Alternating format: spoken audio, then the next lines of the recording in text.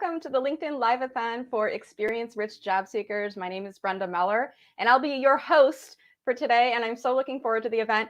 We're experiencing a couple of technical difficulties today. The first is, if you watch my live streams on a regular basis, you notice the background looks a little different.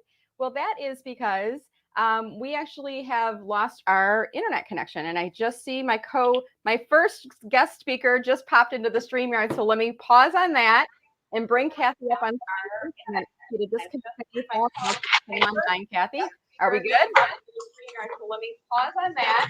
So Kathy, if you could turn off the LinkedIn live stream on your phone or on your computer in the background there, we're getting a little bit of an echo. And there's actually a 30-second delay between the time that I say, hey, there's a 30-second delay to when people can hear it. So if you have LinkedIn open in the background as a speaker, you're going to hear a little bit of that bubbling popping up in the background. All right, Kathy, were you able to close your LinkedIn window? We're going to troubleshoot this, guys. So while we're getting this figured out, my Wi-Fi went out at home, and I could have done this for my phone. I actually figured out a way to join StreamYard from my phone, but I said that's probably not ideal. So I'm at my mother-in-law's house today, and in a spare bedroom. So I may adjust my lighting in just a minute or so here.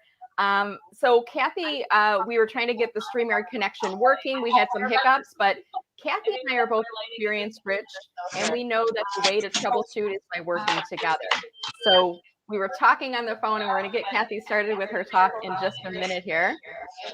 I'm still hearing some echoing going on. Kathy, are you still hearing some echoing as well? Okay. Let me see if I can maybe mute her. Let's see if that works. Okay, so Kathy, I've just muted you, so I know that the echo is coming from your background.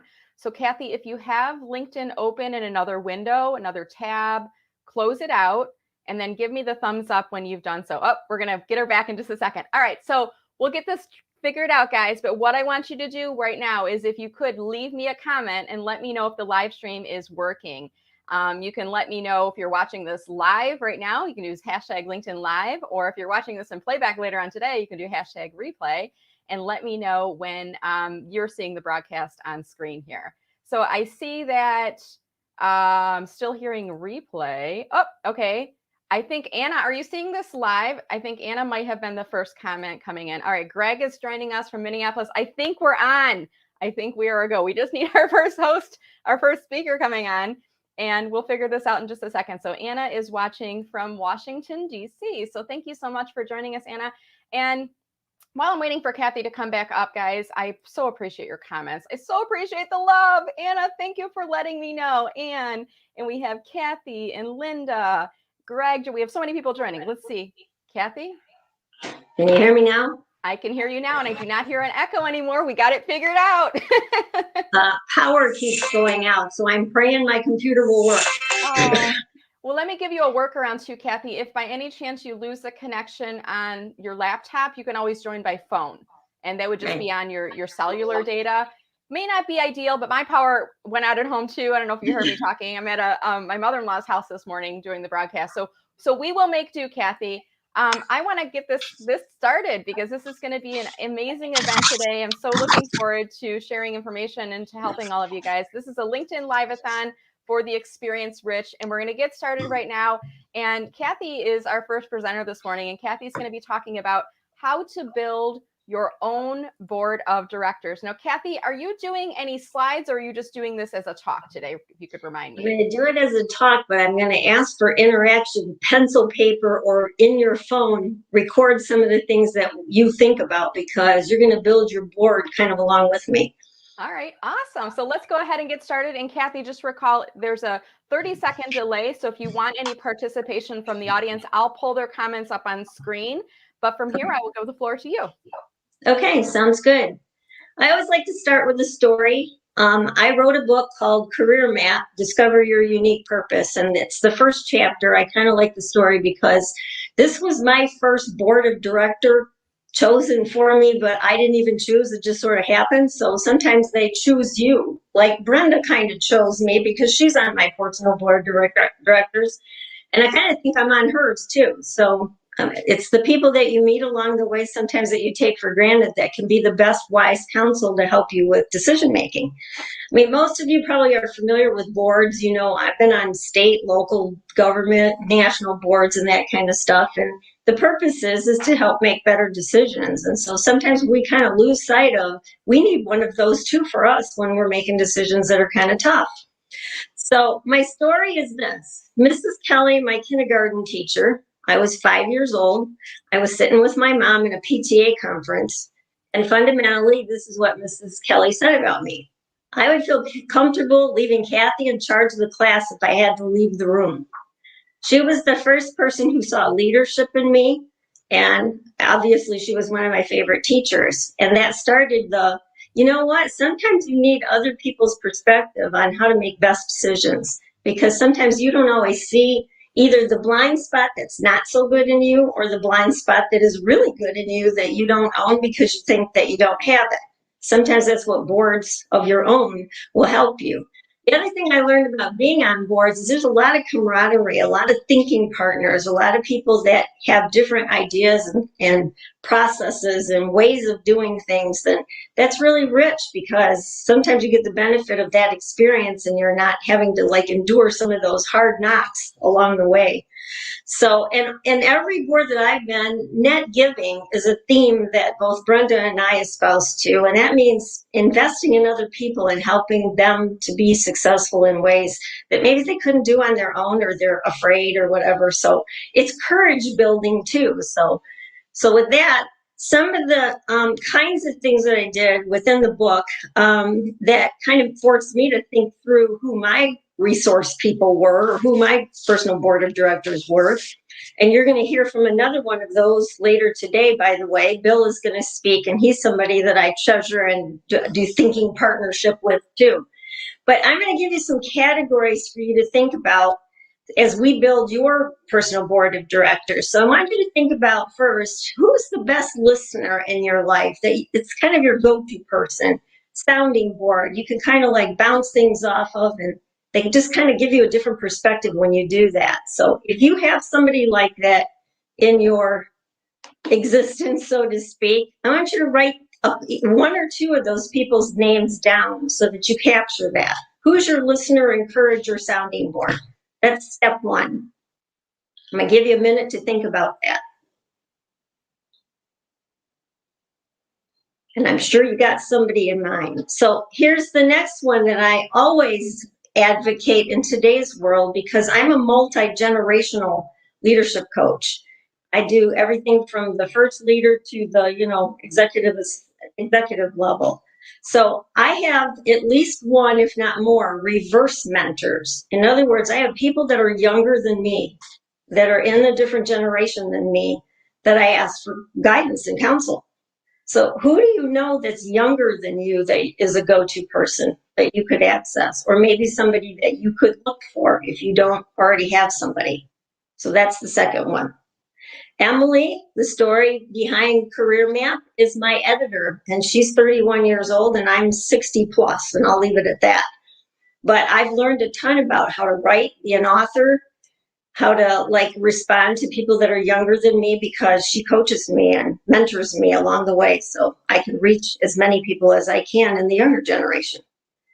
So that's number two. I'll give you a minute to think about a reverse mentor that's younger than you. And what role do they play for you? Might be another piece of that. So this third role model is for who really shares your values and sees things in you that they magnify or multiply. Everybody in the world has had a leader that subtracts from you and makes you feel like you never want to be under them.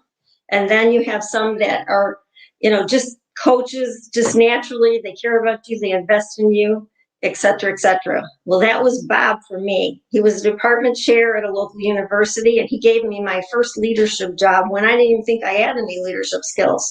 So, and we built some really cool things together. So he role modeled leadership values of net giving, caring about somebody else more than you care about yourself sometimes, and investing in people. So who invests in you would be the next category of how to build your board.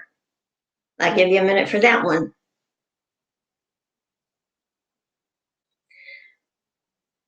The next one is who supports and coaches you to find your unique purpose? What knack, talent, something that you do that you just couldn't stop doing if your life depended on it? Who coaches you and kind of encourages you to continue in that? That would be somebody that kind of stands beside you. Brenda has done that for me when we worked together side by side helping the unemployed, because we both have a passion for that, and we've built consortium systems to do that with other people too. So we build a bigger board than what we started with just each other. So who supports your unique purpose? They see something in you that they validate that maybe you're not even aware of that is good, so to speak. Then the next category is who's your favorite network builder, net giver. They are selfless. They try to help you. They try to get you to resources, support other people, that kind of thing.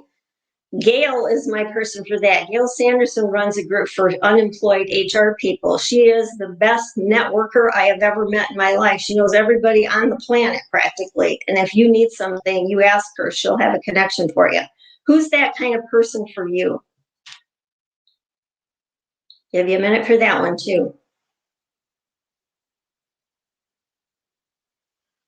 And then the next one is, we all have a need for financial security. Those of us who have lost jobs, I've been let go, Brenda's been let go, Bill's been let go, the people that are talking to you today, and some of the people like Heather, who helps people that have been unemployed in an actual job situation. These people have understandings of the need of how we are scared when we lose a job with financial security. So at the time, I was doing a lot of career transition work in different churches and different businesses and different locations.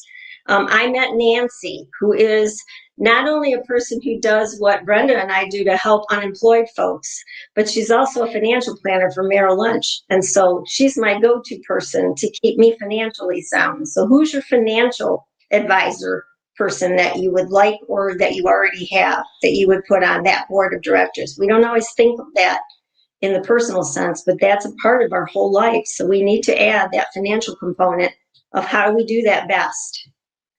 I'll give you a minute for that.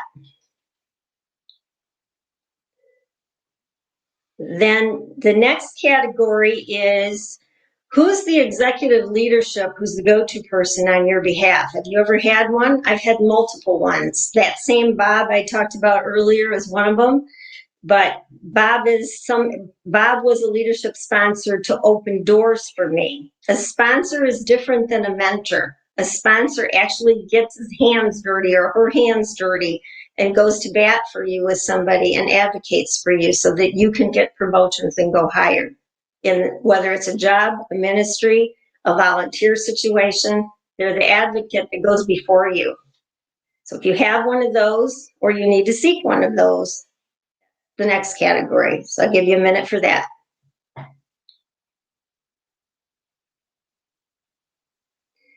The next category is, do you partner with somebody like Brenda and I are doing now? We both like training and delivering information to people.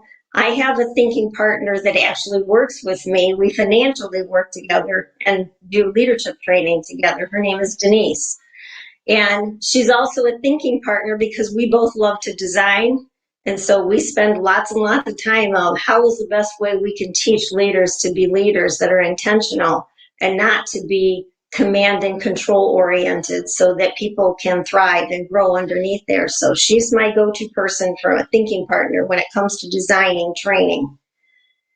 And then lastly, I'm a faith-based person. I'm not shy about that. And I coincidentally met my last category. She's my prayer warrior and my encourager. We actually were co-workers at work. She was an executive assistant to one of the physicians that I worked with, because I used to do physician leadership development, succession programs.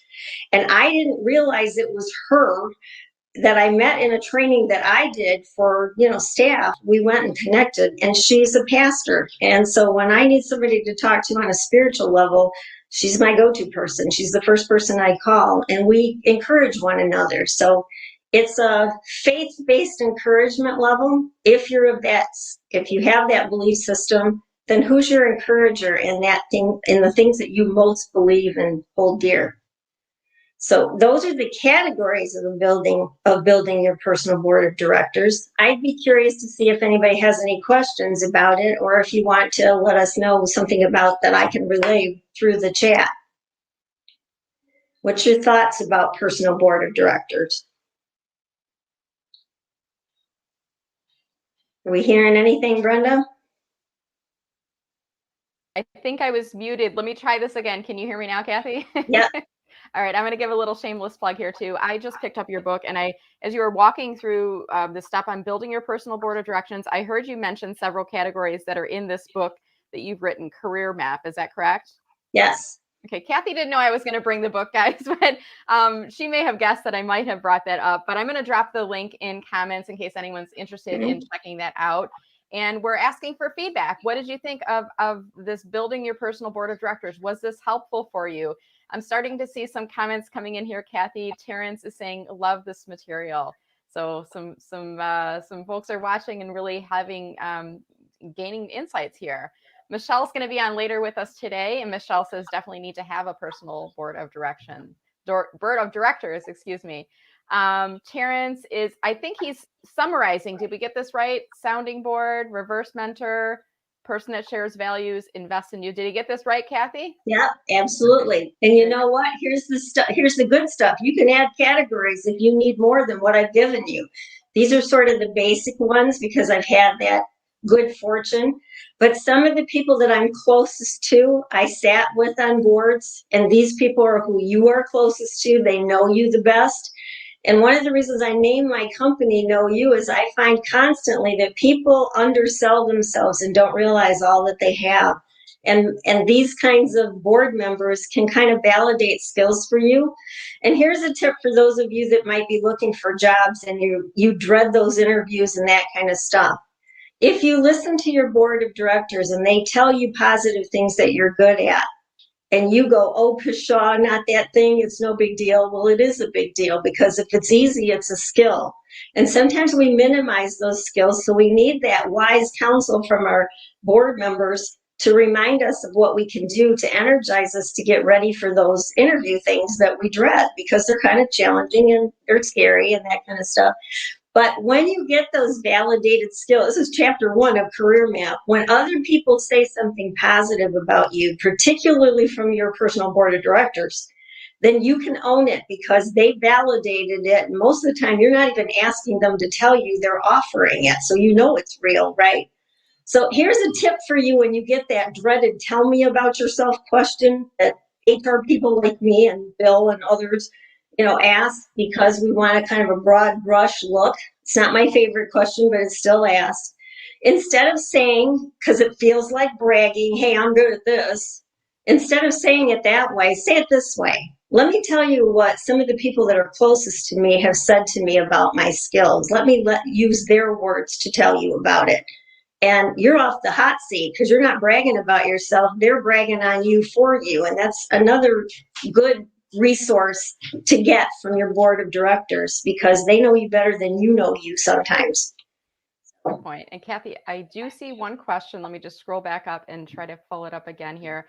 Someone is asking, Kathy is asking here, she loves this idea. She's wondering, could someone fill more than one role on that personal board of directors, or do they kind of fit in one category? Here's how I always ask that. Oh, heck yes.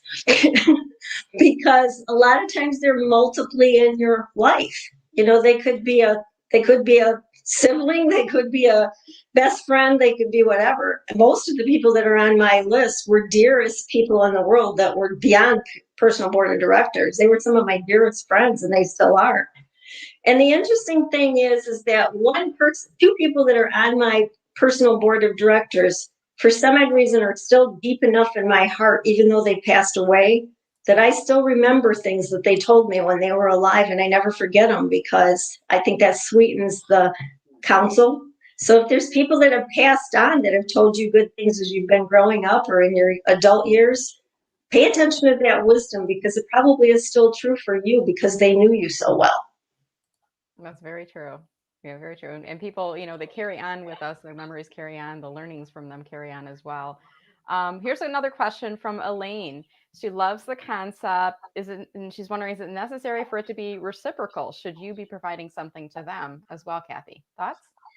I know Brenda will second this. We always believe in net giving. So you might not be able to give them something directly because they're wise counsel for you, but if you can make a way for them to find somebody that would meet their need, or if you can, I guess I would just say yes, period. But it doesn't have to be reciprocal at the same level, I guess is what I'm saying, because sometimes they might not need a mentor, but they might need something else that you can provide. And a good example of that is I can write to some degree, but nowhere near what Emily can do, my reverse mentor. So I help her navigate baby boomer thinking, which sometimes limits her, and she helps me with editing. So we exchange something, but it's different than what I'm getting. It's what she needs. So the need of the other person is the dictator of that.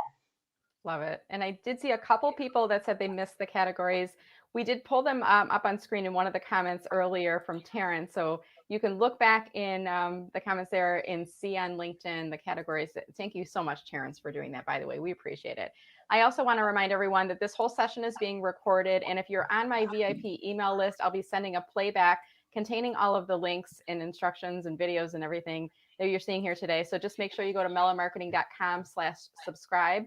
If you're already getting emails from me, you will get the playback, and I'll be piecing these out as well. So you'll be able to watch just Kathy's video or just Jan's or whoever, if you'd like, in the playback, and that'll be coming out over the weekend.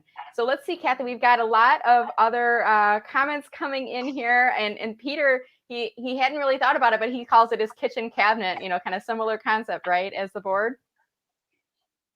Well, and I can tell you, I'm broadcasting here from my kitchen, which is where I work and where I coach from. So I'm a kitchen table coach. So I kind of think the kitchen thing is a good thing because it makes it more real. And I'm glad that you named it that way because it sounds like it's real personal and meaningful to you. So the persons that you spend the most time with that give you the wisest counsel are the people that you are always the go-to people that you know you can count on. That's the biggest piece of a personal board of directors.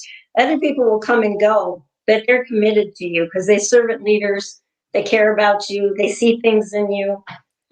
It's just cool. That's all I can say is it's just cool, and I love being it.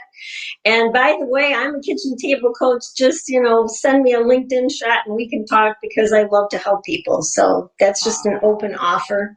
That's really great. And link in with me so that you can have access to the contacts I have, because maybe somebody in my contact list will help you.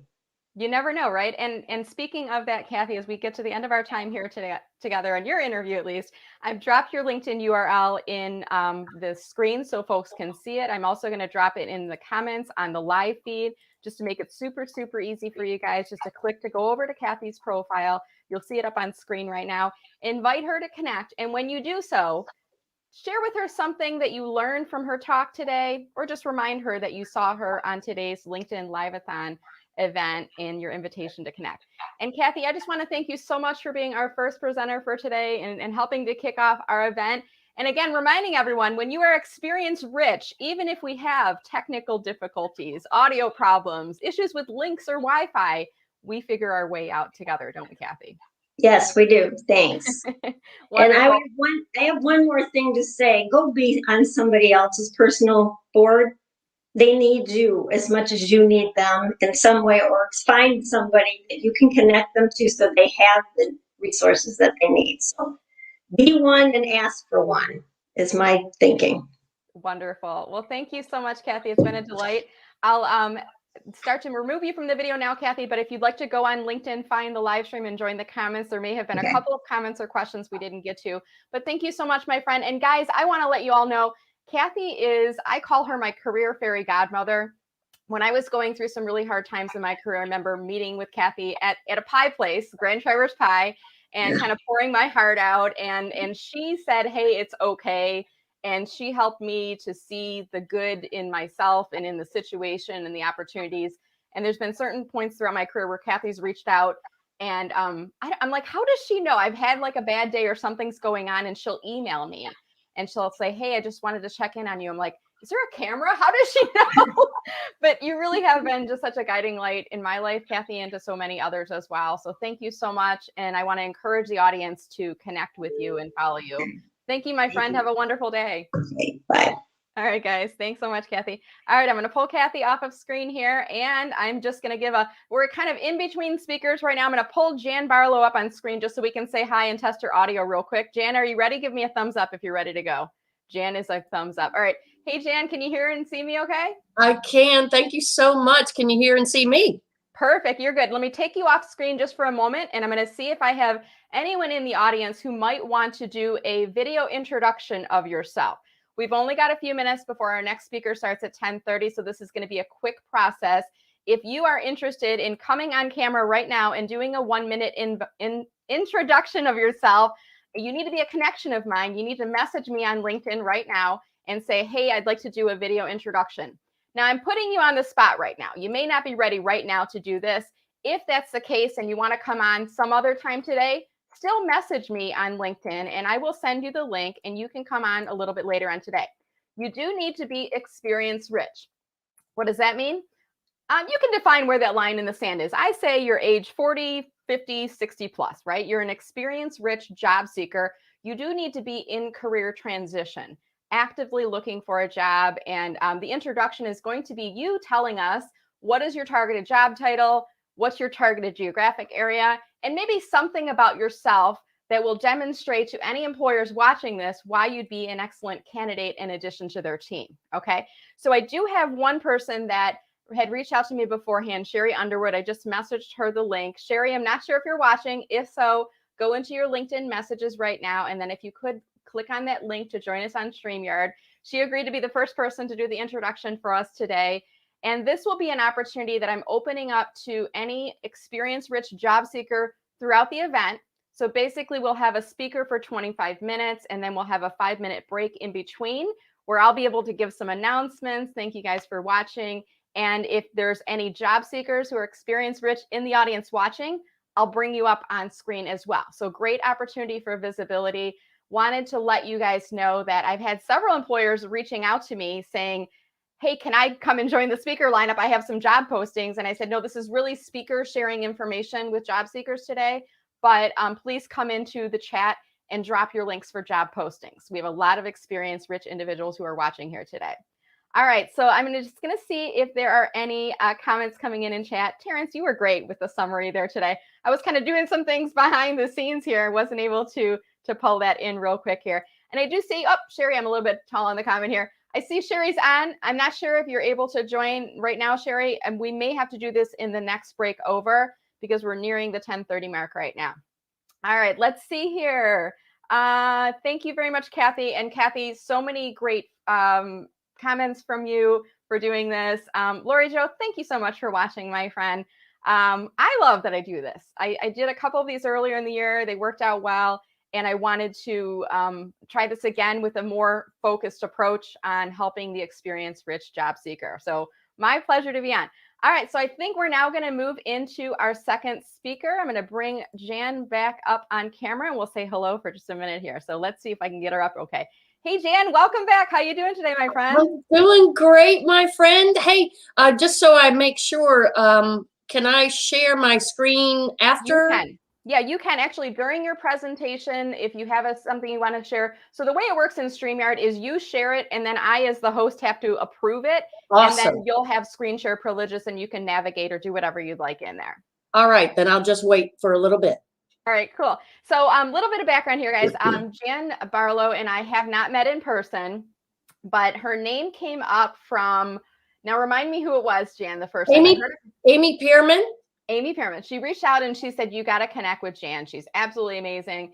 And then I was meeting my friend, Tina Marie Woolfield. I think we talked. And then like the next day I met my friend, Tina Marie Woolfield, for coffee. And she was going on and on about this wonderful woman and all these work that she's doing with these events and speakers and whatnot, and in working with the HR community. And I said, is her name Jan Barlow? And the way she was describing you, I'm like, within a period of just a few days, 2 separate people had suggested that we connect. So So Jan, tell us a little bit about yourself if we could, and then we're going to get into a discussion here today. Awesome. Well, thank you so much for this opportunity. I live my life through synchronicity. So, I don't try to make it difficult. And exactly like you just experienced, that's how this flow that I'm going to talk about a little bit today happens, right? But we get too caught up in the 3D world and the left brain. So thank you for sharing that story. I appreciate you.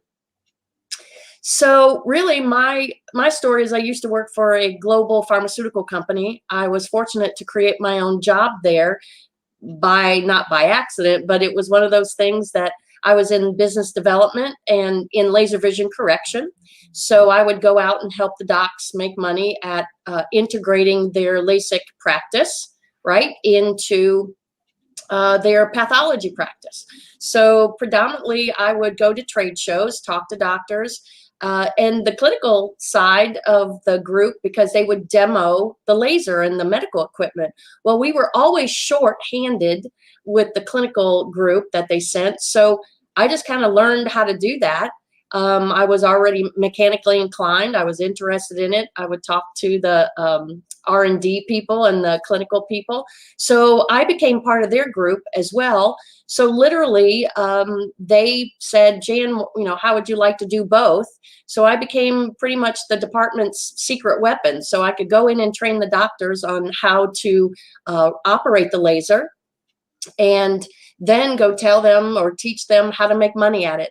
So then as time went on, I was also helping them find and identify the right person or people to be part of that LASIK team. So what's interesting and very unique is that in the medical practice, they think a patient counselor that counsels cataract patients was the same as, because the duties of the job were the same, right? Counseling LASIK patients. But what was different is it's not the same patient profile.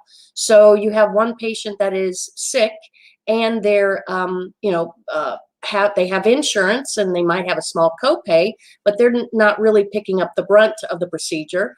And then you have the LASIK patient who's not sick. They don't need surgery. They just want to get rid of their glasses, and they're paying $4,000 to $5,000 out of pocket. So really, I created my position there to educate people on really finding the right person for the job. So going through that, I was hired by our competition, and bad managerial fit after 2 months. And really, I tried to fit a square peg in a round hole and change myself. And unfortunately, that didn't work out and manifested in physical form. My palms started to peel. My hair was falling out. I was sleeping for 12 hours. I mean, it was a total crash and burn. So when I left there, it really was my mission. I wanted to make sure that I wanted to help people, keep people out of harm's way. And that's when I started Better Job Fit. So that was back in 2009, 2010. And here we are. We just really moving and grooving and growing. I love it. That's awesome. So let's get right into this conversation right now here, Jan. And the topic you're going to be talking to us about today is the secret shift from finding a job to creating your dream position. Is that right? You're looking at the screen quizzingly. Yeah, no, just want to make sure. Change it or? No, girl, I'm just trying to, when you talked about the technical difficulties or whatever, I'm like going, okay, wait a minute now. I'm just trying to navigate this to see it come up on the screen. I pulled it up. Okay, so at the bottom, click on share in StreamYard. Yeah, I just want to make sure.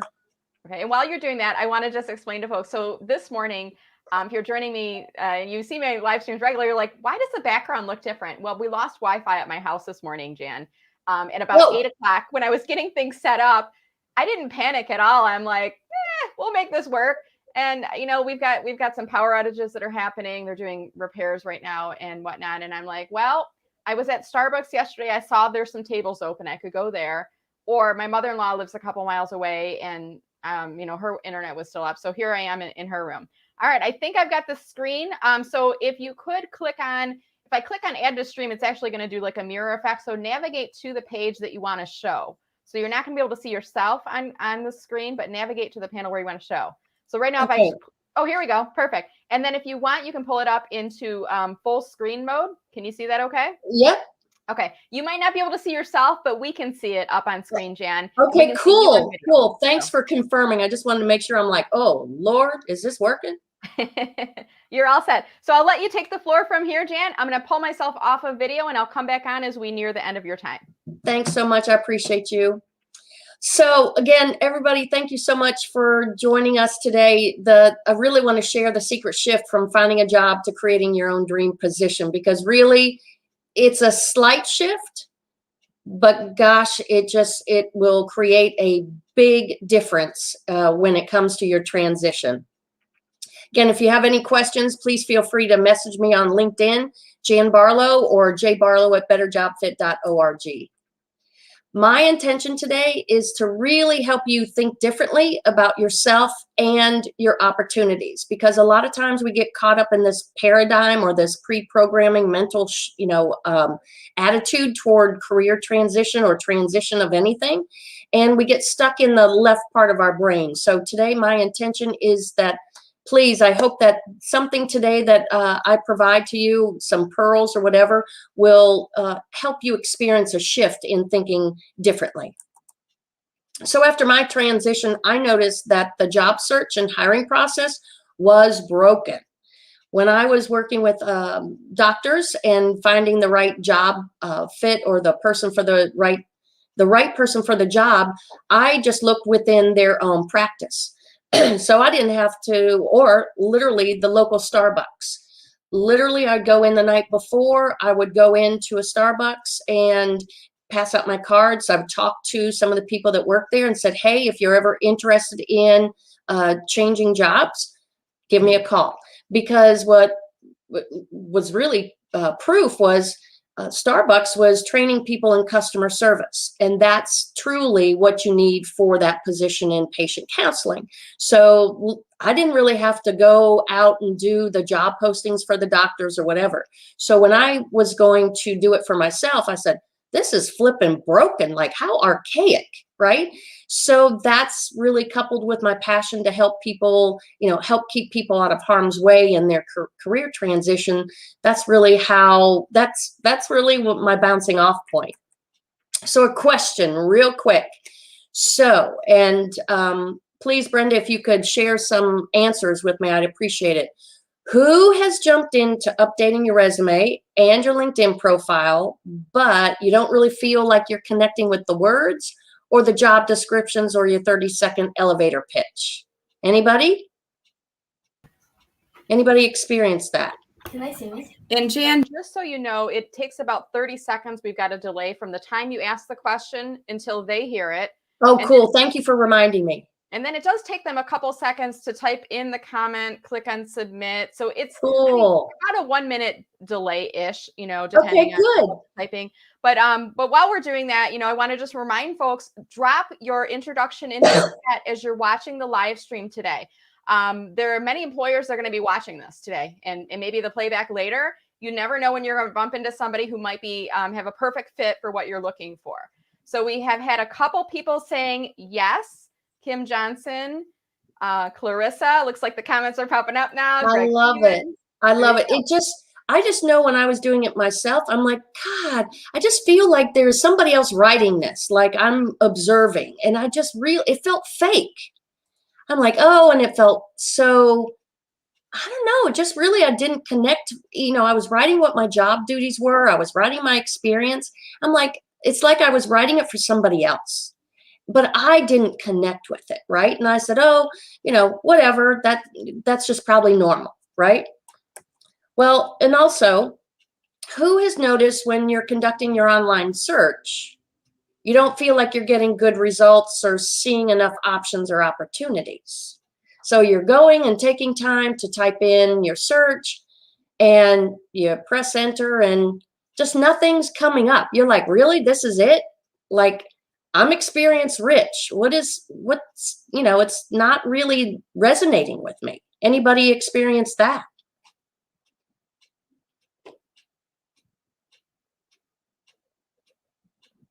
And we're going to wait for some audience participation here again. Absolutely.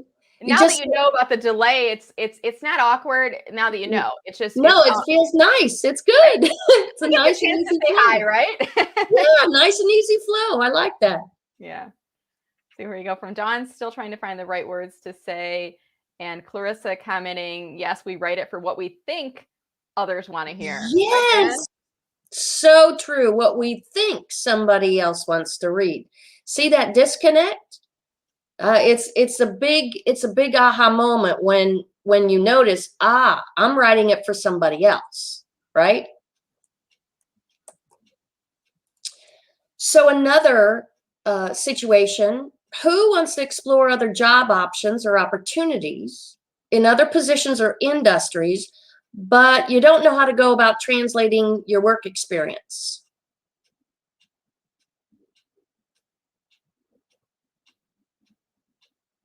You're thinking, I'm sure that there's a position like mine in another industry, and I'd like to explore that. Or I have a lot of experience in this one position, but what else is out there? How can I do a lateral move, or what's the next step up? Because back in the day, if you worked for a company, a good company, they should have been saying, hey, with your level of experience, here's your next step up. Companies don't do that anymore, and it's left up to you. Most people are like, okay, how do I navigate that? Where do I go from here, right?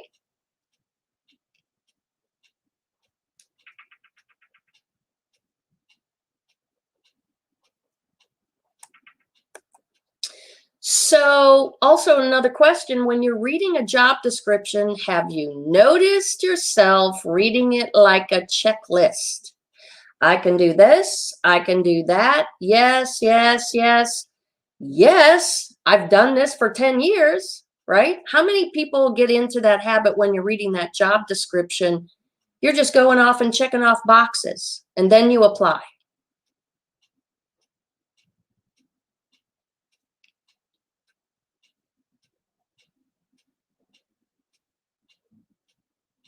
Anybody experience that?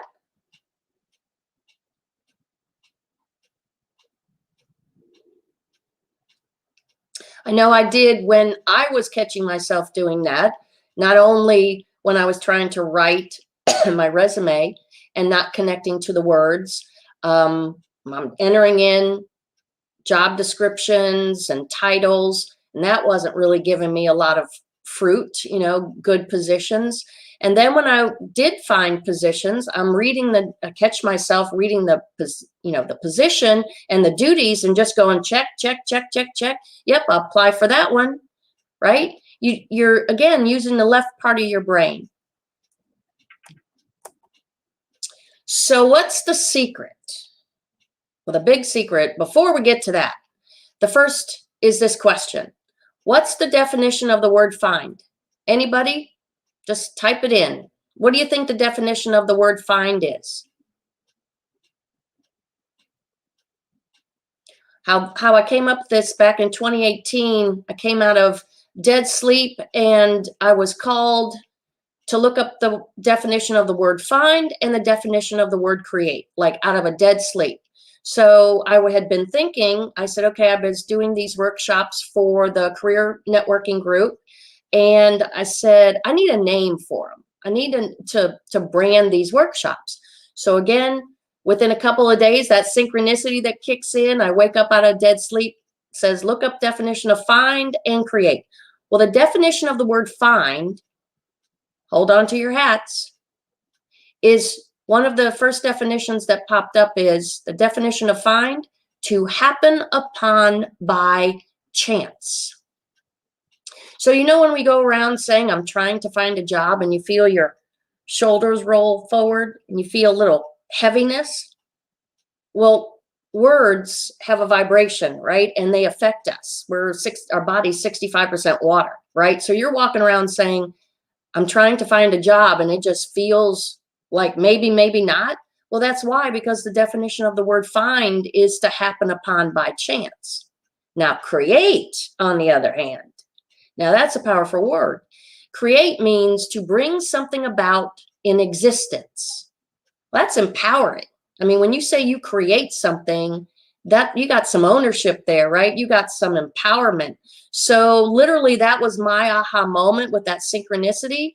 I said, great, I'm going to name my courses and this whole segment of our workshops, Creating Your Next. Because my famous saying is next, like next, move on. You know, if you're hit a stumbling block or mental, you know, just feeling down, next, just press that button, next. Well, the acronym is New, Exciting, Extraordinary Transition. So creating your next. So again, it's not about finding a job, my friends. It's about creating your next. It just feels better when somebody asks you, hey, you find a job yet? Hey, I'm not trying to find a job. I'm creating my next. There's more conscious effort into that, right? More conscious action is involved in that. And again, what's the secret shift? It's from the left brain to the right brain, going from checking off the box of I can do this, I can do this, I can do this, or I got to do my LinkedIn, I got to complete my resume, and totally shift that paradigm of thinking, and from the left brain to the right, from the analytical free side of the brain to the free thinking side, and tap into the realm of next steps or that flow and inspired action. You ever notice that when you're driving, you know, you've had something on your mind, you get in the car and you're driving, and all of a sudden you get a download, meaning a thought that comes into your head and says, hey, why don't you try such and such? And it connects to what you've been thinking about your problem or, you know, to find a solution. When we get out of our left side of our brain and we get into that relaxed state or semi-conscious state, especially like driving or vacuuming or doing dishes, going out for a walk, we start to get downloads of information from our own brain. Our brain has the answers, okay? There's always a solution. You just have to relax to receive that guidance, right? To that inspired action or next steps.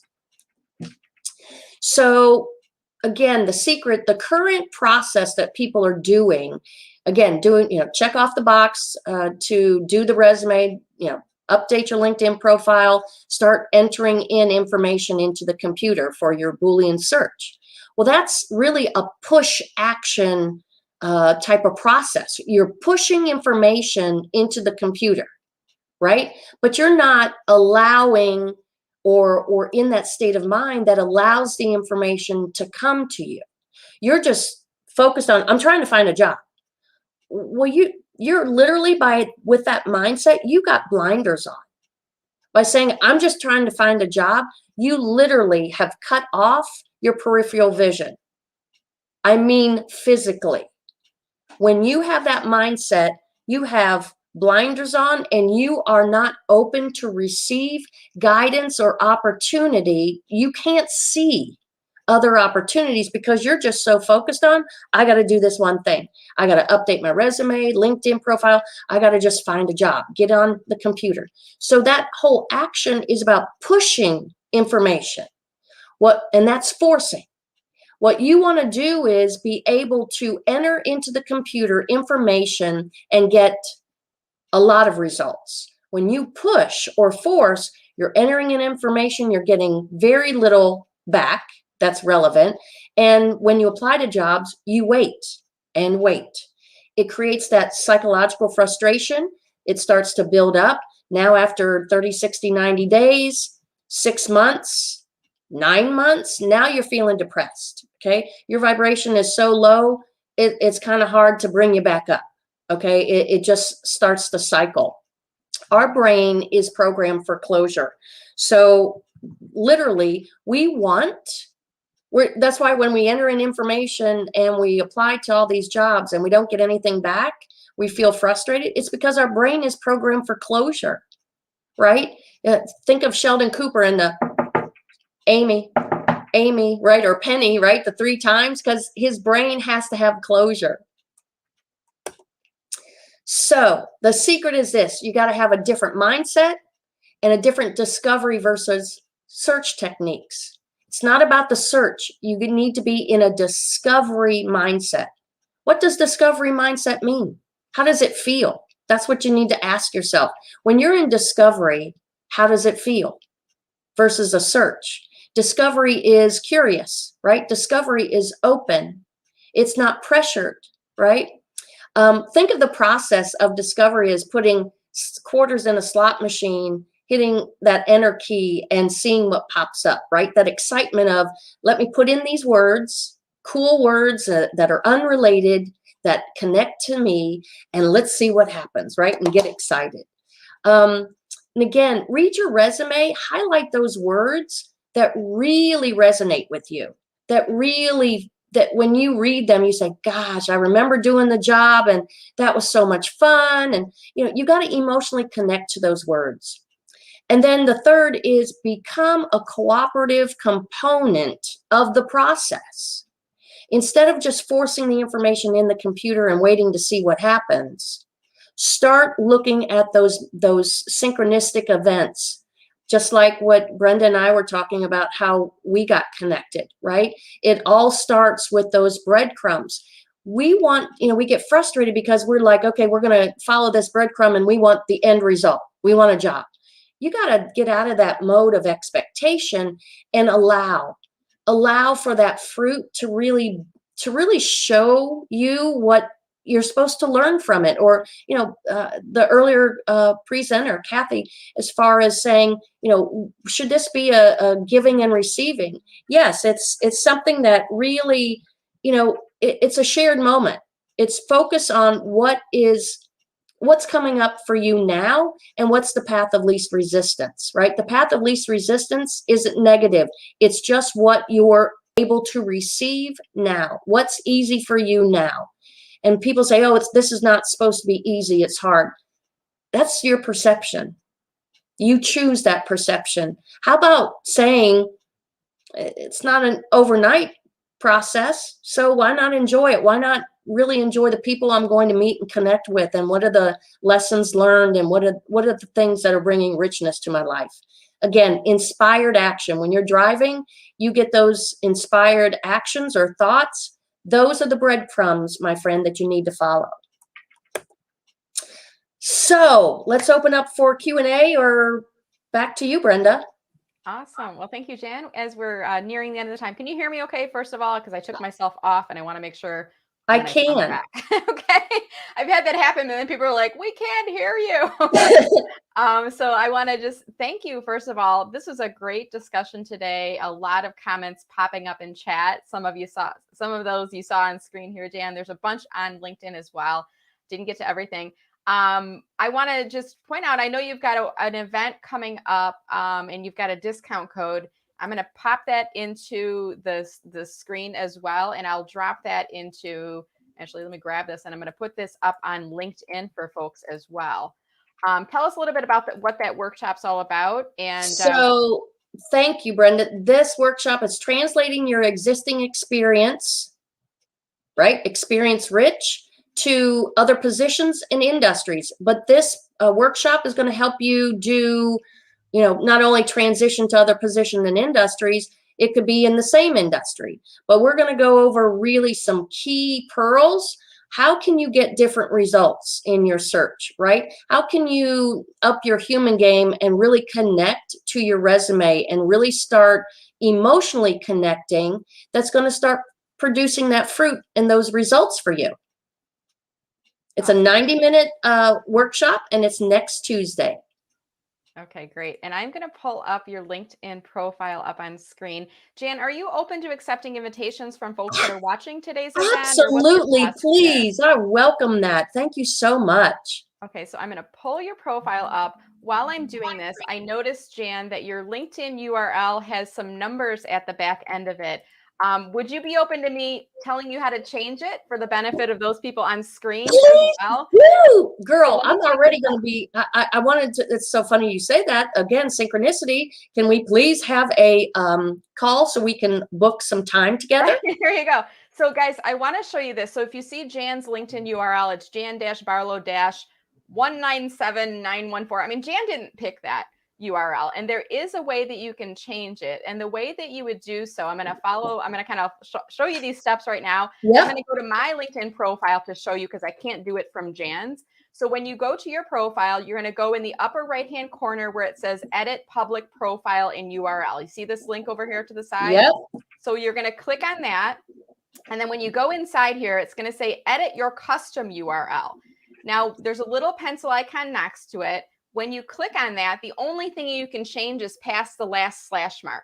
If I were you, I would just do Jan Barlow, take out the dashes. It doesn't matter if it's uppercase or lowercase, because LinkedIn's going to make it lowercase.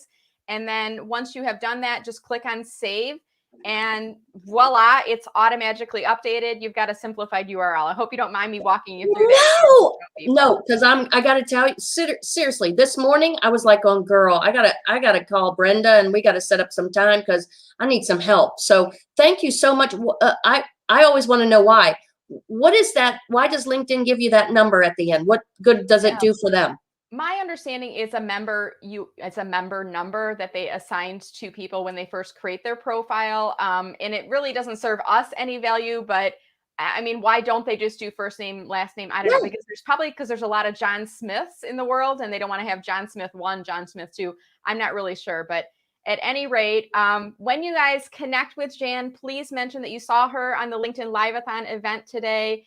If there's something helpful that she shared with you, mention that in your invite as well. Thank you so much, Jan. This was a delight. I really appreciate you joining us here today. Thank you, Brenda. Take care. All right, guys. Thank you, Jan. And I'm going to move Jan off of the screen here. Let's see here. And let's go into our next segment. So here's what I'm going to do real quick. I'm going to bring the people that are in the green room waiting to come up all at once, just to do a quick audio check. So we've got Sherry, we've got Marty, we've got Kenneth. So can you all say hi? Sherry, can you hear me okay? Yes, I can hear you. Hello. All right. Perfect. Ken, can you hear me okay? Hi. Okay, perfect. And then Marty, are you okay? Can Yep. you hear me? I'm right here.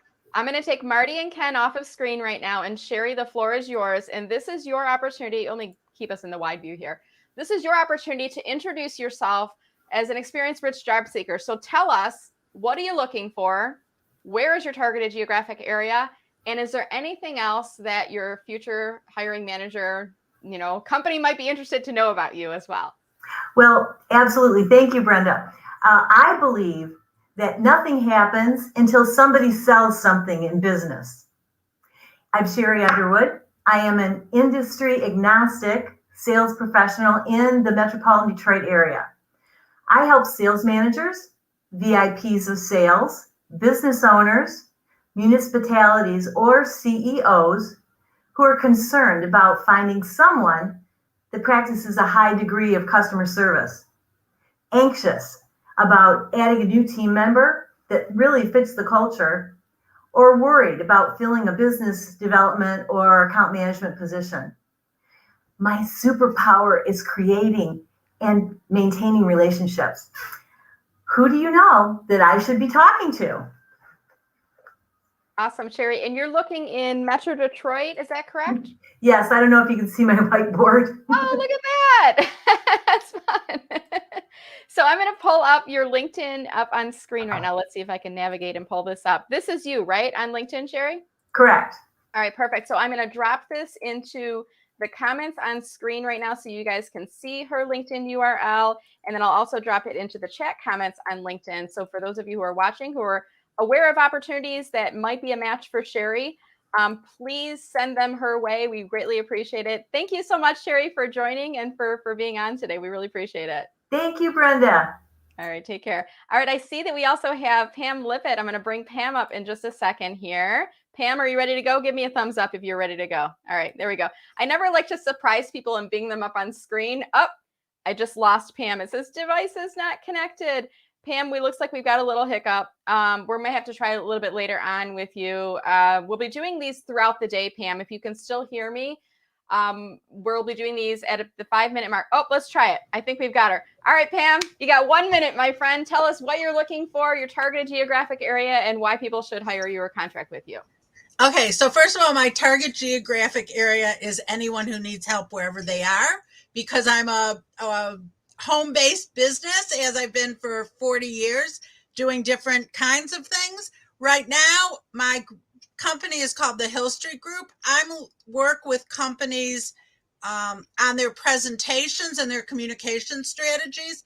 I am experience rich in that environment, and I am looking for projects or consulting work, not necessarily a full-time position, but there are a lot of companies who can't hire someone full-time, but need the help so they can grow. And that's where I come in, helping teams all be on the same page and giving the same message, making sure if you've said yes to a presentation, that you're actually ready to give a good presentation and do the best you can do. So this is me looking through the communication lens that makes everything clearer, and I am here to help you. So thank you, Brenda, for putting me on. And as always, I appreciate you. And in the first program, we worked on our personal brand, and somehow I think you can fit into every category for everyone. Thank you so much, Pam. All right, we really appreciate it. I dropped your LinkedIn URL in chat and in comments, and we're going to keep us moving along. Thank you so much, Pam, for coming on. We really appreciate it. And guys, I want to encourage, if there are other job seekers that are watching this, and Pam's a great example of sometimes we shift our career based on the opportunities. That's what I did. In my last career transition, I wasn't finding jobs that were a good fit. I'm like, I'm going to start my own business, right? And that's what I did. So do you want to say hi real quick? No. Okay. My daughter's like in the background wondering if she had to come on. All right. So you want to say hi? Okay. This is my daughter, Charlotte. She sometimes helps with events. How you doing? Oh, she brought me a chocolate too. How wonderful is that? Look at that. Train my kids well. This is a Dove dark chocolate. All right, Charlotte, you want to stay in the room while we're doing this or no? Sure. You can hang out in the background if you want. All right. Next up, I have a very good friend, Kenneth Lang. You remember how we talk about Kenneth Lang all the time? Yep. And we say our nightly prayers, and we always say a special prayer for those people that may be sick or hurting or needing healing powers. And we always say a special prayer for a member of Kenneth's family. So she knows your name very well, my friend. And I want to thank you for coming back. Welcome you, Kenneth, and Marty as well. How are you guys doing today? Great. Real great. Well, I'm so glad to have you. And I think, Kenneth, we had talked about bringing you on. I know Marty was on with you last time when we did the LinkedIn Live-a-Thon for job seekers. That one was more of a broad focus, but I believe your panel discussion at that time was focused on helping the mature job seeker audience, experience rich, as I like to say. Yes. And I think, if I'm not mistaken, we're going to continue a conversation along some similar lines here today. Yeah, definitely. All right, great. So without further ado, I'm going to turn the floor over to you two gentlemen, and Kenneth and Marty will be sharing thoughts on bringing your experience-rich value to employers as a mentor. Kenneth, go ahead and take us from here. Thanks a lot, Brenda, for having us. First of all, I really love the experience-rich content and using that term. It means so much more. Just like when Kathy was on before, she talked about her board of directors. I call that a job search posse, just the whole idea of having other people reach out to you and be a part of your experience. So what Marty and I wanted to talk about today was the idea of being a mentor and bringing your value to the organization. It's just another way to talk about your value in ways you might not have thought about. And I do that mentoring for those that are 45 and older, but I also mentor people that are in college. And it's helpful for me to understand how they think and what they do in terms of the challenges. So I brought Marty in because Marty has a little different perspective, and I definitely wanted to, let Marty talk a little bit also about one of the things we're looking to do to kind of help the experience-rich people get to their next opportunities. Well, thanks, Ken. As we talk about it, mentoring is really, really helpful to a lot of people. A number of people, however, they're thinking about mentoring, but, well, I don't know if I really need somebody, but we really add a lot of value. I do quite a bit of mentoring to corporate executives and generally help them in their roles to make them better at what they do. And that's based upon a lot of the experience that I've had. I know your mentoring covers also the younger group, which is great. But I think between the two of us, we cover quite a big spectrum of people and help them out as we go through it. I think the important thing to realize is whatever your age, whatever your situation, you bring value. That value may not be something that's in a job spec, but it may be something that's an intangible. You know, how many times in your lives have you dealt with certain challenges? And it's really more about, and this is one of the things I always emphasize on an about section on LinkedIn, it's not your past experience, it's how you can take that past experience and leverage that experience for your next opportunity. Because companies don't care as much about your past, they want to know what you can do for them with the old what's in it for me. So you want to look at it from that perspective. And sometimes it's just looking at the company and just finding a job and creating an opportunity for yourself. And I think that's where having a job search posse or a board of directors really helps, because I think a lot of us are very unsure. We need another person sometimes to kind of lend us that support. You know, using our colleagues, so to speak, as sounding boards really become very, very helpful to clarify some of the things that you might have in your own mind, and you just want to really focus. And by having individuals who you can discuss different matters with, and based upon your experience and their experience, sometimes can change around the way you were thinking and the way you approach different things. So I'm one who really believes in a situation where I call my inner circle of friends, where we constantly talk about what's going on, and especially if individuals have issues. I mean, prior to today's meeting, earlier this morning, I had one of the individuals who I've been mentoring call me with an issue that he had, and we solved that pretty expeditiously. And that comes from the experience that I have, and based upon people in my inner circle, what they've told me they've had experience with. I also think, I agree, a lot of experience-rich people are their own worst enemies about things.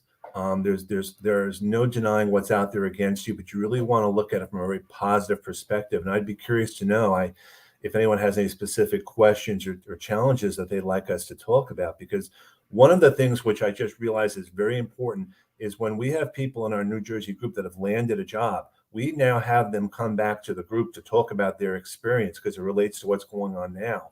So we're going to have our first one next month. And that's the important thing. People, when they get a job, they don't always think about how they can pay it forward. And you never know.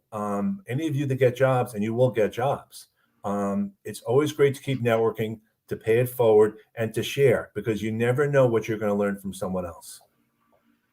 Well, what I talk about, as you well know, Ken, I have two things. One is what I call my ABCs, to always be connecting. Okay. And the other one I talk about is my ABP, to always be positive. You know, when people land, and I totally agree with you, everyone will land. It's just a matter of time. As long as you pursue it and you talk to different people, you network, you will land. But once you land, that's just the beginning. It's then where you have to really, take a look at the organization. You have your different responsibilities. You also have to look at the culture and the individuals. And in going through your experience and fulfilling your responsibilities, sometimes you have some roadblocks, and it's a matter of, well, how do I get through this? And that's where mentoring comes into play quite a bit, where based upon the experience that your mentor has, or your mentor could talk about, really will help you through these areas and make you more successful in what you do. And I would also suggest that any of you that want to do that value, go to your local university, go to a local school, go to somewhere else and offer to be a mentor for two reasons. First of all, it will help you out. It's additional experience. And it also gives you the opportunity to understand how the workforce is, because we're in a multi-generational workforce. And the challenges that we face are not the same challenges that they face, but in some ways there are some similarities. And when I was out of work, which I was for more than 2 years, my mentoring at the time was just helping some of the high school kids on what they needed to do to put themselves in the best situation in speaking. And it just got me some great experiences about how I could feel about myself, because there's nothing better than sharing your experience, which I do, and Marty does, because we've all been in this situation. So we can speak from experience. And in my group in New Jersey, there's been a drop off, which is a good thing because a lot of people maybe have gotten jobs, but I think also people are kind of tired of the same old, same old. So you sometimes have to think outside your comfort zone. Well, we're starting to get different questions coming through. I don't know if you see them, Ken. Yeah. But look, we're here to help you. The feedback that one will get when one lands is really, really helpful to talk to other people about it. In doing that, one learns from different experiences, as Ken says. And mentoring is somewhat coaching, but is also different in that we really rely on working with different people based upon experiences to help them through those difficult times. Just to comment on what Renee said, you want all your experience is relevant in some ways. I've been working 30 plus years. And what I do in general after the first 5 to 10 years is I just bullet point it under previous experience just as a line or two. But if your experience from 25, 30 years ago is not relevant to what you're doing now, then it may not make sense to put it on there. But you can certainly use a LinkedIn and an About section to bring that up. My first mentor many, many years ago was kind of reminding me of Lou Grant, that rough newsroom guy who was no nonsense, and you could do the best job possible and say, so what, as though to push you to do more. And 40 years ago, I still remember him from 40 years. And you never know who your mentors are. Your first mentors are actually probably your teachers when you're in school. And then those mentors then become your parents too. The main thing is, and I hope I'm speaking for Marty, ask Marty any questions you have, because we've been there and we're very willing to share our knowledge. And that's so important, because the more you all know, the better it becomes for all of us. Well, knowledge is really an asset that really helps individuals, when they approach situations that they have not generally have been in before. Mm-hmm. And it's through our experiences. And as you say, Ken, we have a lot of them, and based upon the people that we associate with, we also, hear their experiences and how they have handled different items. And in doing that, it really helps you the person who's responsible for executing different items. It helps you get over the different hurdles, as I say, that you may run into.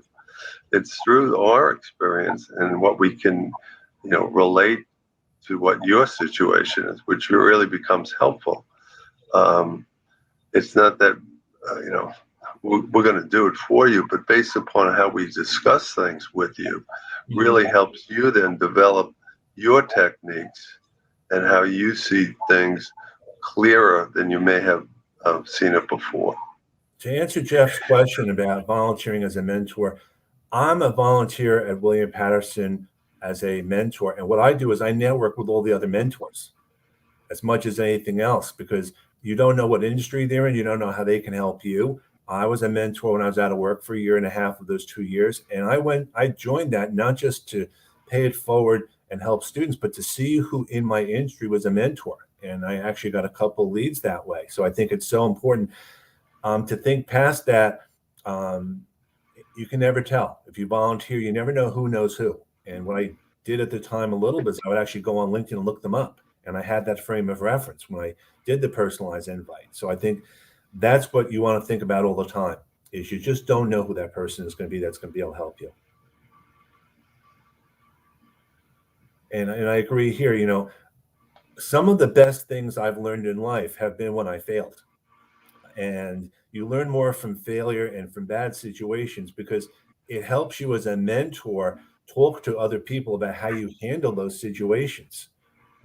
Just getting a pat on the back all the time is not you want to get the compliments, but when I do a job, I assume it's going to be okay. But if I screw up, or if I am told I screw up and they tell me what I could do, or maybe I disagree with the situation, it helps me understand that process. And I think the more you know about that and the more you fail, sometimes the more successful you become. Do you agree, Marty? Well, yeah, I agree on that. It's through, failure also gives you an experience on how to deal with it that you then can pass on to other people. I mean, hopefully you're right most of the time in what you do, but by taking opportunities and taking chances at times, you may run into some failures, but the success of a failure is what you take out of it and how you look at it and analyze it, and then say, okay, what did I do that created the situation, and how did I learn from that, or how can I learn from that to do better the next time?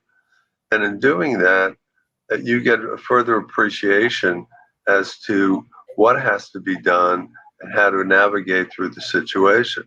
But we're not successful all the time, but based upon those times that we were not, and if we learn from them, it then helps you go through the next opportunity, so to speak. I know one of the things which I ended up learning is when you are thrown under the bus at work for something, and a manager is putting the blame on you, and you kind of have to make a choice as to how you're going to handle it, because very few people in corporate will admit to this, but they don't want to admit that they failed when they talk to their upper management because of how it puts them in a negative light. And I think in our society, there's nothing wrong with failing or improving, except using the word improvement. It's not a failure, but it's an improvement. So I think these times you want to be a little more open and honest, but if a position's not going to work out, and if you apply for a job and you get a bad feeling about it, move on. Don't just feel you have to take a job because it's there. I mean, financially, maybe you have to, but if possible, definitely hold out.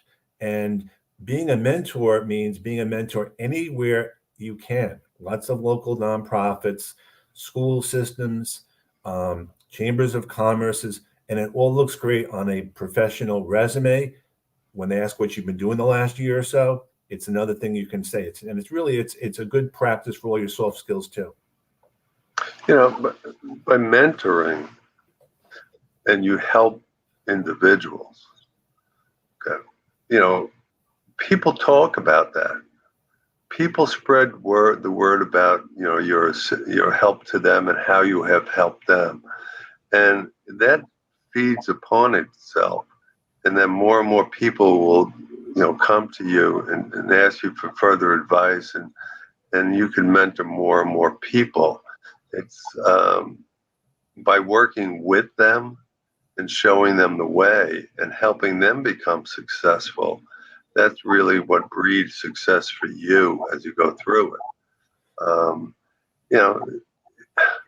The more people you work with and the more people you help, it just then expands how many other people are going to generally come to you to look for further assistance and further mentoring. And it's very, very satisfying to a mentor to know how they have helped an individual who they are mentoring to be more of success. It's really very gratifying to know that you have had an impact on others and on their career. That's something that you really cannot put a dollar to. It's just a matter of saying, look, this is what I've done. I've really helped different people. And that's how I look at it. Definitely. I think the other thing to think about also is that what we keep going back to is having a bunch of people, whether it's a posse or a board of directors or someone who can actually say to you, can I give you some feedback? We do in our group, we actually do some role-playing interviewing. And we have one person as the interviewer, the other person is the interviewee, and it's a very safe place to do that. And you want to accept criticism and feedback when it's well-meaning. And I think especially with family and friends who may mean well, they don't necessarily understand or want or know how to support you. So I think that's where having some impartial people will definitely help. Again, there's no extra baggage with it. People want to help. Mentors like all of you on this call, you are all mentors in some way. Don't ever sell yourself short. Well, let's talk about, something, Ken, I think maybe we could talk about what we're doing to Sure. help people, more of a mentoring situation, help people in the job search area about My Networking Central. You want to touch base a bit on that? Sure. Well, what Marty and I have done is we kept trying to figure out where all these events were to attend and to network. And we realized there really wasn't one specific place to find them. So what we've started to do is capture all the different events based on location, based on industry, based on how often they meet, et cetera, because you want to be able to know which events to go to and which ones work best for you.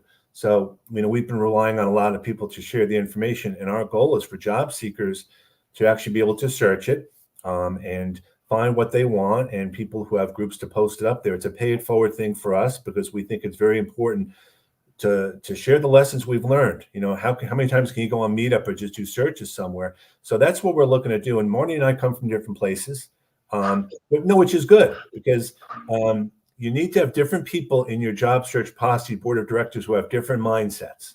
I think Marty keeps me much more on task than he wants to admit to, but it's great because I can sometimes go off on a tangent. So what do you think about what we've been doing, Marty, with the My Networking Central?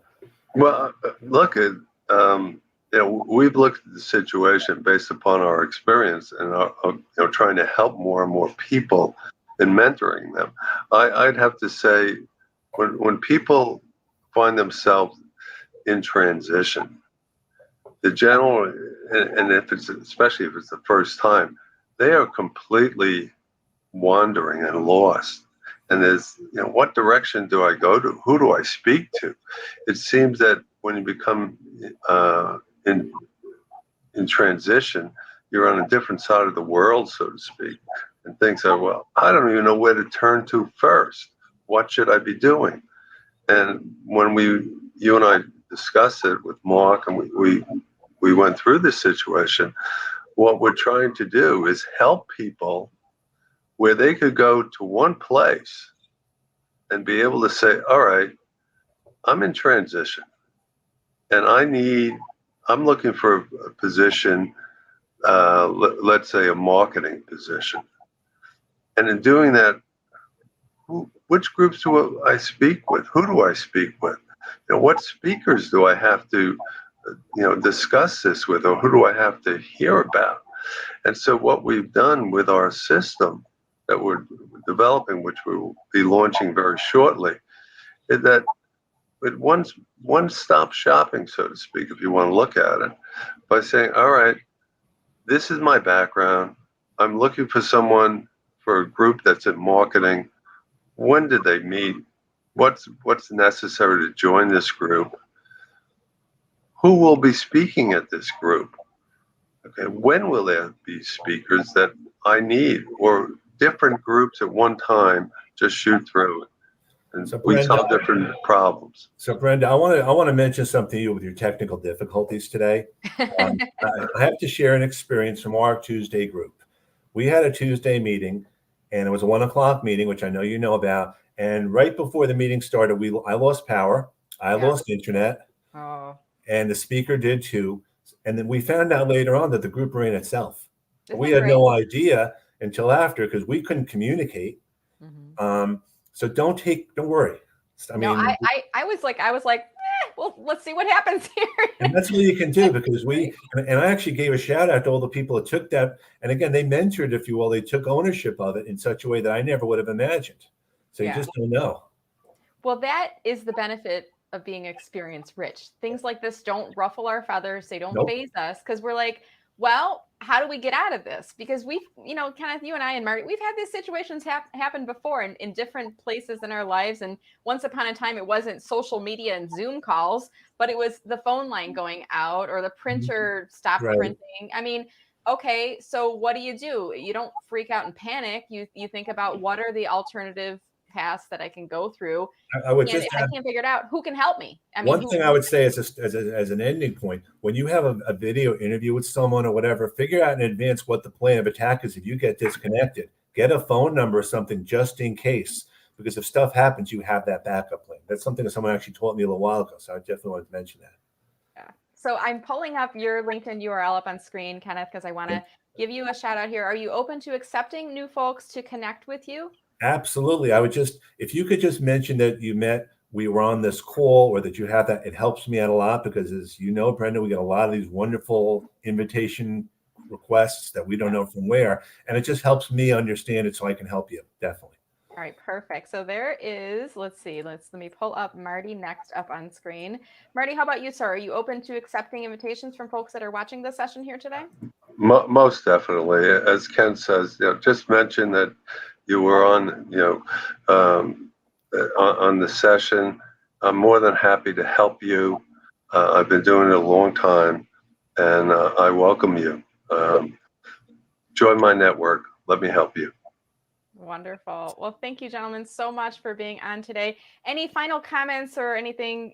Kenneth, I know you've got a website coming up. Do you want to talk about that, or are we not talking about that right now? That's what we were talking about. Marty brought up mynetworkingcentral.com. What I did I put in the chat some information about it. I mean, basically what it is, it's an opportunity for people to do the searching on networking events. It's free for job seekers, because we want them to get the best experience possible. And we started this out as a Zoom thing. We thought back then everything was going to be Zoom.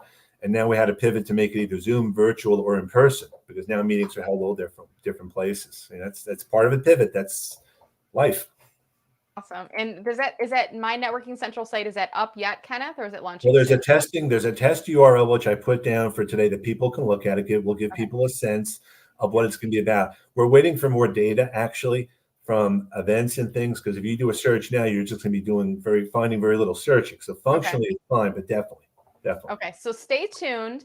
And guys, if you're interested in watching the playback, maybe you joined this a little bit late. I want to remind everyone in here that if you go to my website and sign up for my VIP email list, just go to mellermarketing.com/subscribe. There's a subscribe link in the footer of the page if you can't get that address real quick. But I'll include the playback to Kenneth's session. And I'll also give you a place where you can learn more about that site that Kenneth just mentioned. Is that okay with you, Kenneth? Absolutely. Appreciate the opportunity to share our experience, and good luck to all the other speakers today too. And thank you for attending the call. All right. Thank you, Marty. And thank Thank Kenneth. you. I'd love it if you guys could jump on LinkedIn and join the conversation in case we didn't get to all those questions and comments. Absolutely. Okay. Thanks, guys. All right. So we're going to take those off screen. And if you guys enjoyed the conversation, if there was something in there that really resonated with you, please leave a comment in chat right now. Let Marty and Kenneth know that something was helpful for you to hear. So many great questions and conversations kind of coming up here. And I hope you're enjoying this event. Are you guys enjoying this? I hope this is inspiring you. I hope this is making you feel optimistic and hopeful about your future. I hope this is giving you different perspectives to think about. We're going to be moving into our next segment in just a few minutes. I'm going to see if Annette wants to do a quick audio check right now. I don't have any job seekers for this segment, so I'm going to talk to us for a minute. Can you give me a thumbs up, Annette, if I can pull you up on screen? She was just looking around the corner, so I didn't want to do yet. Annette, can you see me and hear me okay? I can see you and hear you just fine.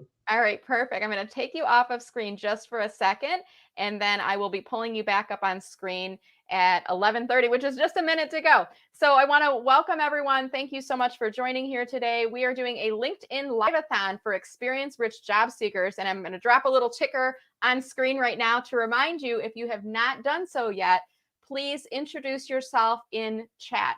Just drop a comment below, whether you're watching this on LinkedIn, on Facebook, or on YouTube.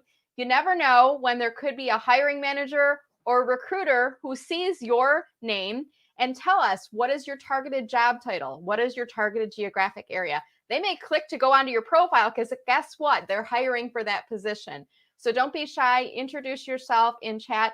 And if you joined this morning at 10 a.m. when we started, I would kind of drop it periodically. As I make this announcement reminder, drop it in again, because there may be people coming into the session a little later who didn't watch the first segment, right? So use this as an opportunity to introduce yourself. And reminder as well, I'll be inviting VIP job seekers to come up on screen in between speakers and introduce yourself. If you're connected with me and you're experience rich, message me on LinkedIn and I'll give you the link to join us on the StreamYard. All right, I think without further ado, I'm going to bring Annette back up on screen. Hey, Annette, how are you? I am well, Brenda. I'm so excited to be here. I've been listening to the other sessions, such great information today. Oh, well, I am delighted to have you here. And Annette, I don't know where you and I first crossed paths. It was I feel like we were introduced. Someone said you should follow Annette, or maybe we started conversations. Do you remember where it was that we met? I think it was Clubhouse, actually, where I first Oh. met you and a lot of other people that I got to know and follow on LinkedIn, and, you know, got to know you better from there. And so, you know, a lot of relationships lately have started for me on Clubhouse and then moved to LinkedIn. So Yeah, absolutely. And it's kind of interesting how to some of these different networks, Clubhouse is an audio only platform. It's like a live podcast is the way I like to explain it. We hear people's voices. And then when we finally get on a, you know, either a video call or a StreamYard like we're doing today, I'm like, I know you. I feel like I know you. I've known you for a while because I've been hearing your voice, right? Yep, absolutely. Absolutely. So Annette, before we jump into your discussion today about mitigating age discrimination in your job search, why don't you tell us a bit about who you are and what your company is all about? Well, I am primarily an executive resume writer. I partner with senior level executives to create branded resumes, LinkedIn profiles, you know, and other career marketing tools to help them move forward in their job search. You know, I do a little job search strategy coaching and interview coaching as well. You know, I have to say the best part of my job, though, is when I send someone their new resume and they email me back and say, I'd hire me. So that's always, you know, exciting for me. That's awesome. So I think what I'm going to do now, Annette, is turn the floor over to you. Now, if I'm remembering, are you doing a slide deck? Do you want me to pull that up on screen, or do you, if you have the ability to share it yourself, I can click on and give you privileges? What would your preference be? I have never shared my screen on StreamYard. I do have my presentation up. So, you know, whatever you think would be easier, I can certainly share. Let's try this.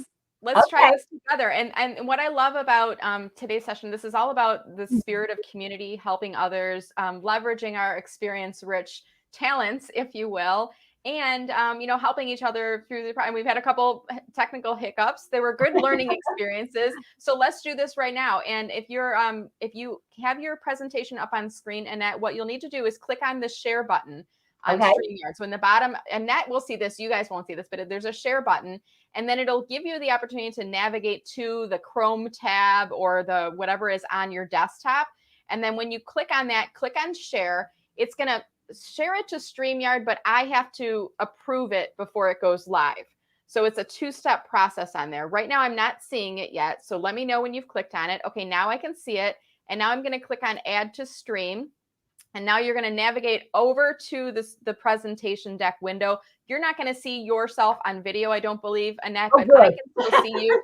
I can see you. I can hear you. I'm going to pull myself off of the video right now to give you kind of the full floor, but I'll be here to help navigate, and I will come in towards the end of your time. So with that, Annette Richmond, mitigating age discrimination in your job search. Go ahead, Annette.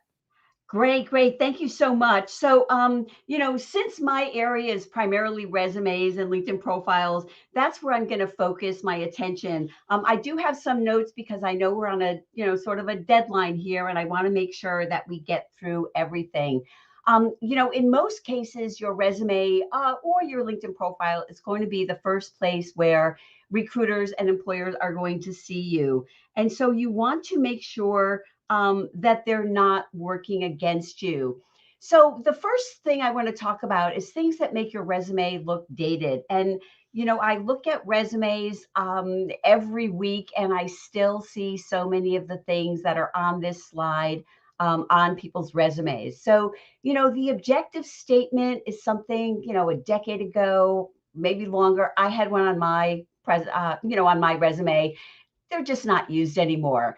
Things like references on request on the bottom, not used anymore either. So, you know, when you include things like that on your resume, it just kind of makes your resume, and by extension, you, look outdated.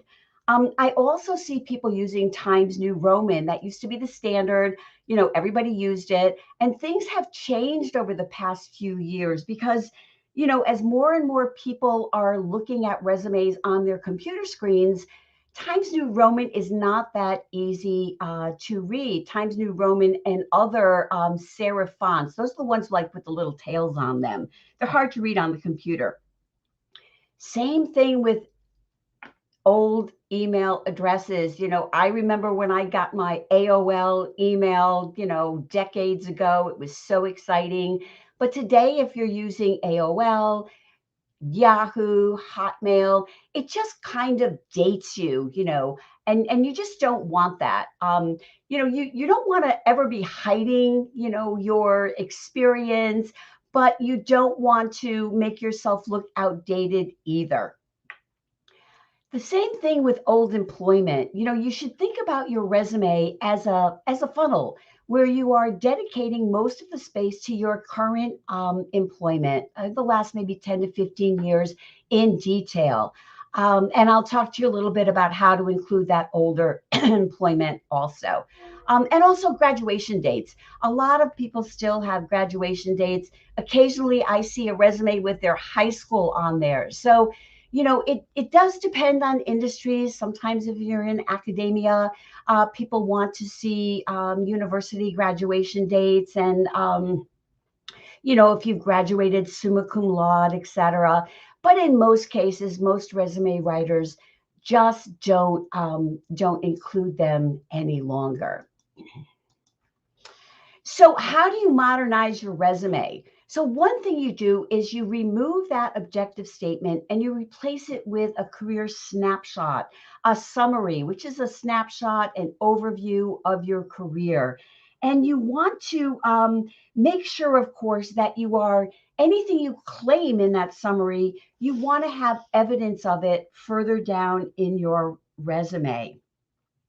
So one thing also, when you're putting together that summary, you don't want to start it, business development leader with, 20 plus years or 25 plus years of experience. Instead, here's an example from one of my clients' resumes. Talked about being a sales leader with a history of opening new markets, enhancing brand awareness, and developing high-performing teams. So that is a snapshot of what this person brings to the table. And further in their resume, they are showing examples that back this up, support the claim. Sans-Serif fonts are where it's at today for resumes. I use a lot of Calibri. Resume writers I know use Calibri, Arial, but you just want to look for the sans serif that are easy to read. And of course, as I mentioned, you don't want to have that outdated email address. So, Gmail is free, it's current. You can create an email just for your job search and just make sure that it's your name or a variation of your name so that it will be very professional. Now, one of the ways that you can handle that earlier career, most of the clients that I work with are senior level executives. They've had long careers, 20, 30 years at least, they've been in their careers. And one way that you can sort of add that gravitas and show that you have that experience is by putting older career in a selected earlier career section. So you may go into detail about your last few jobs over the past 10 or 15 years.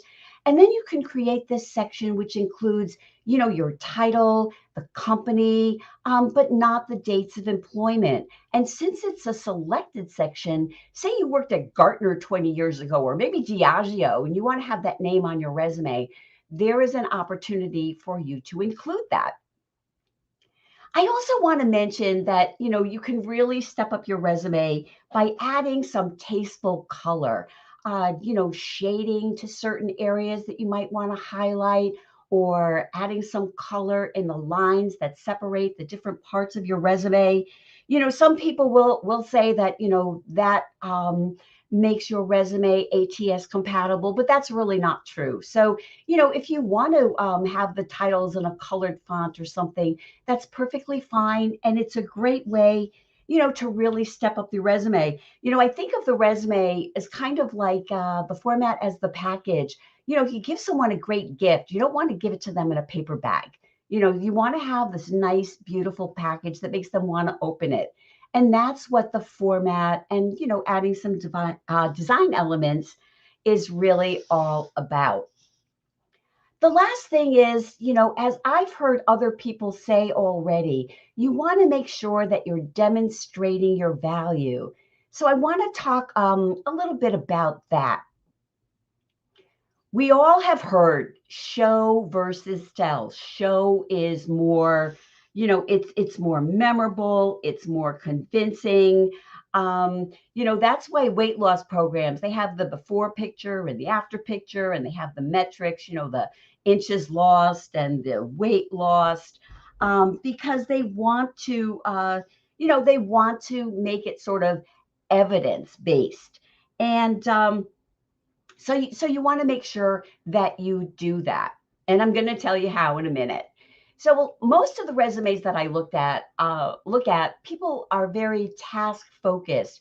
Their resume reads like a reverse engineered job description, where they're talking about the things they do day to day. If they're in sales, they might be consulting with clients or representing the company at a, trade show or conference. But the thing is that you have to remember is people in similar positions, for example, a VP of marketing at a similar company, let's say one is at Adidas and one is at Nike, they're doing very similar things. And the only way to separate yourself from the other candidates is to show the impact that you have made on your employer. I just heard candidates say, what's in it for me? That's how employers are looking at your resume. They're looking for people to solve problems, not for people to just come in and, manage the team and run reports. And so they want to know the value that you're bringing. And the results are, money, percentages. They could be things like increasing sales, generating revenue, cutting costs.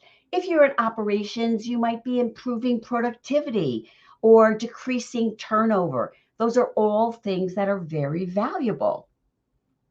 And an easy way to create these impact stories is by using a simple formula that I use with my clients, the CAR or CAR formula, which is the challenge, the action, and the result, which is also the beginning, the middle, and the end of your story. So the challenge might be, poor sales, or maybe the employees are happy, or maybe the customers are unhappy. You might be brought in to solve this, or it might be something that pops up while you're on the job. The action, of course, is what you do to turn this stuff around. And, then, of course, as with the weight loss programs, you want to finish with metrics. And when you're telling your story on your resume, you want to lead with the metrics. And I'll give you an example from a client that I worked with. This is someone, streamlined the online content transfer 75%, improved the user experience, and recovered $25,000 of spent cost. And how they did it, the next line is vetted and signed content management system provider and launched a global digital asset management system. So there you have it. There's the story told in reverse. Think of it as also looking at a newspaper article where they give you the punch right up front and then they finish giving you more details. So just a couple things about LinkedIn.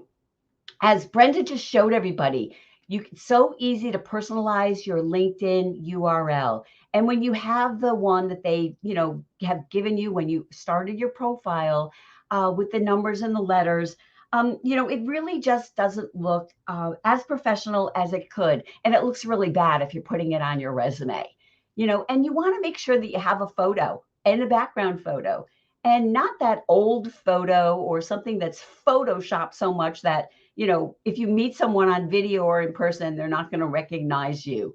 And then also consider the old employment. So people are not scrolling on your LinkedIn profile. You can include a summary under the last position that you want to highlight that reads something like the selected career experience on your resume.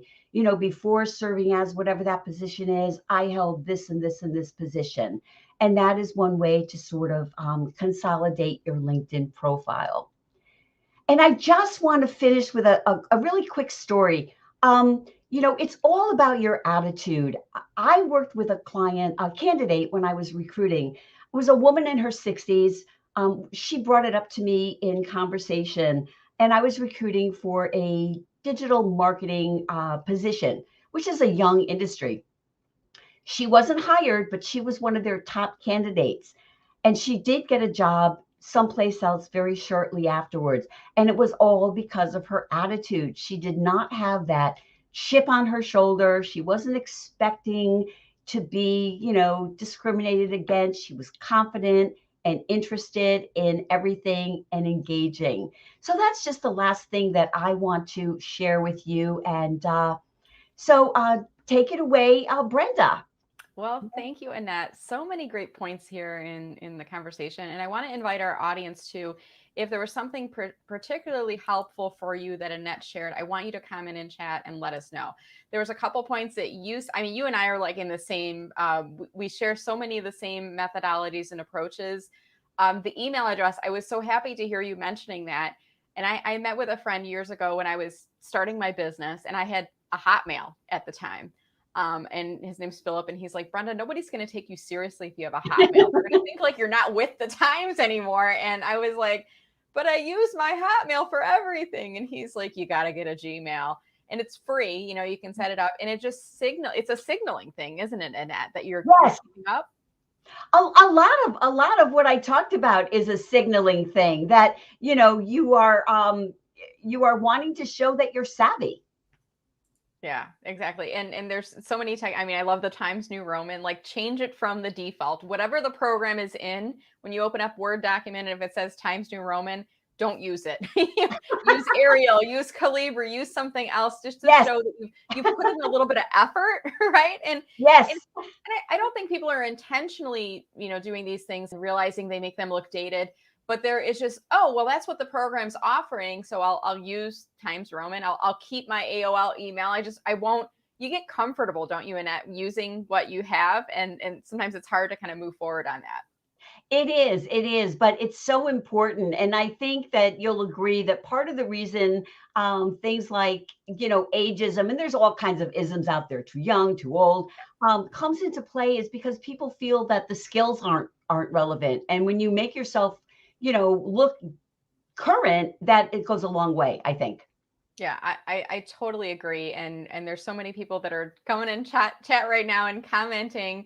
You know, Sherry says so helpful. Kim is saying she loves the resume tips. So many of these things are just simple techniques. And I think a lot of this is understanding that, and going back to even the topic of today, I didn't say this is a LinkedIn Live-a-Thon for mature workers, because when we hear that mature workers, it sounds like they're reaching, you know, the end of the spectrum where they're not useful anymore. And it's on the contrary, actually. Experience rich is just a way of reframing to focus on your strengths. You have a lot of experiences that you bring to the table, right, Annette? Absolutely. And I'm wondering, I mean, do you have any, there might be employers that are watching here today that are kind of thinking, well, I'm only looking for somebody with 3 to 5 years of experience, and I got an applicant that has 15 plus. That person's overqualified. What would you say to them, Annette? Well, you know, I think it, first of all, of course, they might want to give them a shot. You know, they may be getting just a really good deal. But I think it's also kind of incumbent on the candidate to, you know, put that they're looking for something, you know, indicate what they're looking for on their resume, so people know that, you know, I'm not a VP looking for a VP position. I am looking for something. Sometimes people want to move from being in a leadership role to being an individual contributor. And so if we talk about things like being hands-on and enjoying that on your resume and, you know, LinkedIn, I think that can help with giving that impression. That's a great point. And I want to share a story. I a few jobs ago, I was hiring for a person, you know, I think we were looking for mid-level, I think 5 to 7 years of experience. And it was a writing position. And the person who applied was a very much an experience-rich candidate. He had, I think, 30 years plus experience with communications, writing, and leading departments. And he applied for this writer position. And I was like, I reached out to him because I was like, I mean, he's been around the block. He knows this is a mid-level position. He knows probably what the pay range is going to be. And I reached out and I said, why are you applying for this? And it was that exact reason, Annette. He said he was doing some consulting work on the side after he had retired from corporate, and he wanted to be a part of a team again as an individual contributor. I brought him in for an interview. Of course, he interviewed wonderfully. His work samples were impeccable. And I knew that taking the job, he wouldn't work with us for 15 years. But I said, even if I get 2 to 3 to 5 years, it was, I have to say, you know, he stayed with us, I think, full time for about 3 years before stepping down from the position. It was the best 3 years. I had so much work coming out of that person. He was reliable. He showed up on time. He was an excellent team contributor. He worked well with others in the organization. There were so many talents that he brought. So I love that you're kind of touching on that today here. Well, I agree with you, Brenda. And it's also, you know, that person is not just using that position as a stepping stone and it's going to leave you in a year. Yeah, exactly. And that's exactly it. He knew what he was getting in for. So we've got a question. It's going to hide us. You remember that TV show Home Improvement? And that where they had Wilson over so we're going to do a Wilson comment right now is what I call them, because it's going to hide us a little bit. We have to like poke over a little bit here. But I wish StreamYard, and if anyone from StreamYard is watching, I wish there was a way you could, truncate the sizes of these comments down. And I don't know of any other way, even moving our video panes around. I don't think it's really going to fix this issue. But here's the question. Greg spent virtually all of his career in one job, the business he owned with his parents, which was clothes. What's the best way to signal openness to learn, not being stuck, and being, for lack of a better word, employable? What are your thoughts there? Well, I've worked with a couple of people in a similar position. And, you have to think of first, having your resume relevant to your target position. So for example, if you've worked in this business, I'm not sure, what you've done. Let's say that you were working in marketing on the family business. Then you want to highlight the marketing experience that you've had in that position, with the family business. You can also put that as your title, even if, I've advised clients who have consulting businesses, or their own business, that instead of putting themselves as the owner, they can put themselves as the, VP of marketing or business development or whatever it is for their target position. And that way it doesn't, immediately jump out that you are a business owner or, who is now going into corporate. And I think that, can sort of, I don't know if take the edge off is the right word, but I think that can be helpful. It has been for my clients. Yeah. And sometimes it's just explaining what the pivot is. After gaining all these years of experience with the family business, I am now seeking to move into a full-time position working for an organization where I can contribute and bring my experiences and talents in the role of VP of operations or marketing director, whatever that is. So letting them know. And I think to your earlier point too, there's several places we can tell people. One is the resume, which is really a documentation of your experiences and background as it relates to the job you're applying for. And there's ways you can frame that up. Also, I think in the LinkedIn profile, what do you think about in the about statement, helping to frame up if you're doing a career change or moving from one role, maybe in a leadership, and you want to now be a individual contributor? What are your thoughts on that, Annette? I love the about section. The about section is the place that you can tell your career story. It's a great way to talk about, what brought you to what you're doing now, any kind of changes, things that you've learned, what drives you, what excites you. I've worked with a client who was someone in software development, a high level person who actually, found that passion as a child when their sibling got a computer for Christmas and sat in the closet and they pulled it out and started playing with it. And, stories like that, can really make you memorable in a good way, to recruiters, and employers. But I think, talking about that family business and all the things you've learned and, now you're ready for your next adventure. How does that not sound interesting? Right. No, absolutely. And I think telling the story, tell the story. And there's a famous line, I don't know if it was in a movie. I remember it from Mad Men. If you don't like the story that people are telling about you, change the narrative. Yeah. And I don't know if it was from Mad Men or if they pulled it from a movie and they reference. I just remember that. Like, if you don't like what people are saying about you, then change the narrative, and you can control that narrative. It's just like, you know, the other day my husband called me in the kitchen, and he got some hamburger patties, and he opened them up, and they'd been in the fridge for like 2 days. He opened it up and he's like, "This smells like rotten eggs. Smell this." And I went in, and I'm like going in expecting to smell that, and I'm like, I smelled it, and it just smelled like raw hamburger meat, and I'm like, no, it doesn't smell like anything to me. But I went in with that expectation of you know, having rotten meat or whatever. And I think sometimes as mature workers, as experience rich job seekers, if we go in ourselves feeling like we're at a disadvantage because we are experience rich, I think employers can sense that. If, as opposed to, if you go in expressing your story, I've had all of these great experiences, now I want to bring those into an individual contributor role in this way, or now I'm looking to pivot in here. And you know, the great thing about experience rich job seekers, I mean, we've been around the block, we understand how to navigate situations, we mentor, we know what we want to do. We're not going to take a job and leave it in 3 months or 6 months like some of these younger kids are, right? And that's, so we're experienced, right? Absolutely. You know, it does make a big difference. And, you know, I agree with you. I think a lot of it is people's attitude. You know, there's always things out there, but you can't assume that people are going to be rejecting you for some reason. You know, you have to go in and, you know, expect the best, I guess, is the one way to think about it. And be prepared to talk about that elephant in the room, right? If you're feeling like you're probably wondering why I applied for this job, even if they haven't asked it, I think answer the question, you know, give them that explanation of what you're looking for. So as we wrap the conversation up here today, Annette, I brought up your LinkedIn URL. It's below us here. And then your LinkedIn profile is over here. Are you open to accepting connections from folks that are watching the session here today? Absolutely. Please. Yes, please. Yeah, wonderful. And Annette, I'm going to refresh your profile because I want to just show people, I think you have the cover video on your profile, right? I do. Yes. So let me just show you guys this. I'm on her profile. I'm just going to click refresh. Watch her headshot photo. Watch this. Okay, I'm going to refresh my screen. And then it's a still photo. And now you see Annette's moving and she's talking. It gives you, I think, like a 3-second preview. If you click on her headshot photo, you can watch that full 30-second video. Annette, tell us about that feature and why should experience-rich job seekers use that cover story?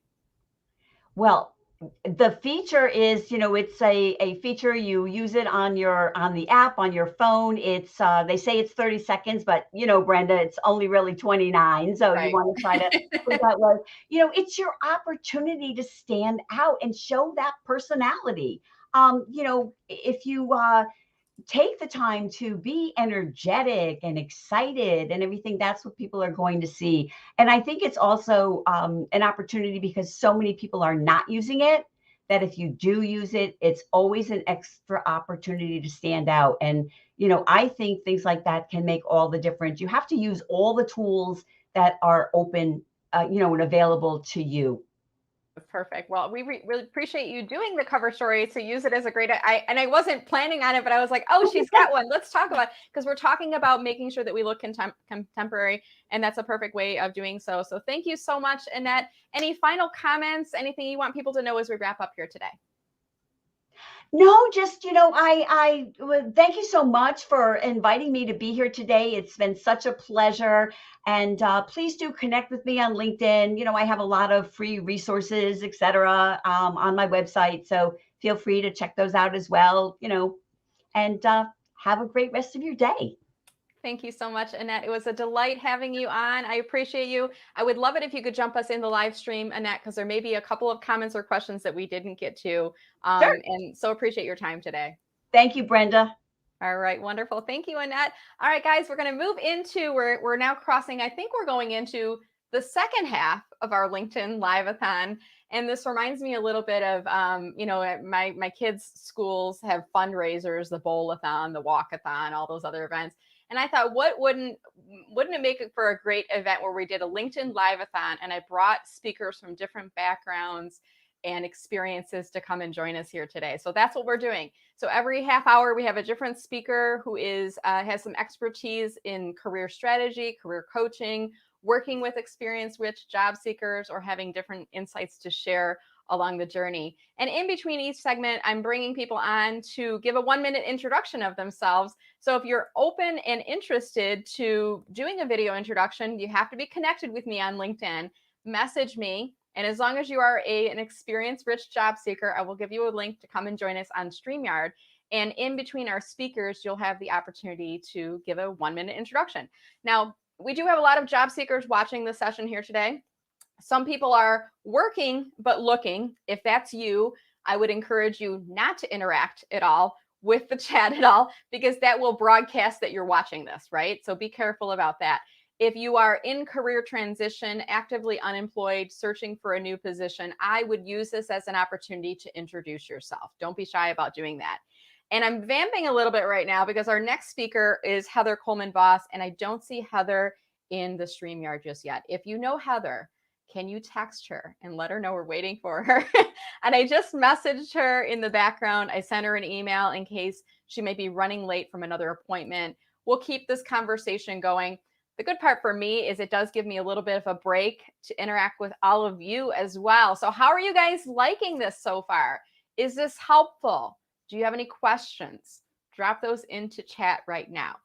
Reminder that this is live streaming on LinkedIn, on YouTube, and on Facebook.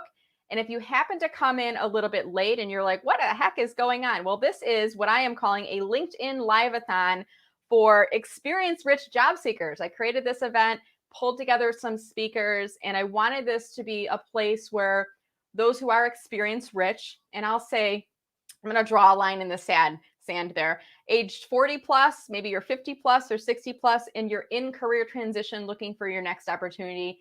I don't like to say mature worker. I like to say experience-rich worker, because that's what you are. You bring a lot of experiences. I pulled this event together just for you. I had you in mind when I put this together. So if you joined a little bit late and you're like, gosh, I really want to watch the playbacks, but maybe you don't want to watch the whole playback on LinkedIn because it's going to be a 4-hour stream. Here's what I want you to do. I want you to go to mellermarketing.com/subscribe. You can just go to my website, mellermarketing.com, and there's a subscribe link on the bottom. But if you go to that direct webpage, you can join my VIP email list. And then this weekend, I'll be sending out an email to everyone with the speaker information, with the links to each of their clips. So you'll see a 20 to 25 minute video clip of each of their presentations from today.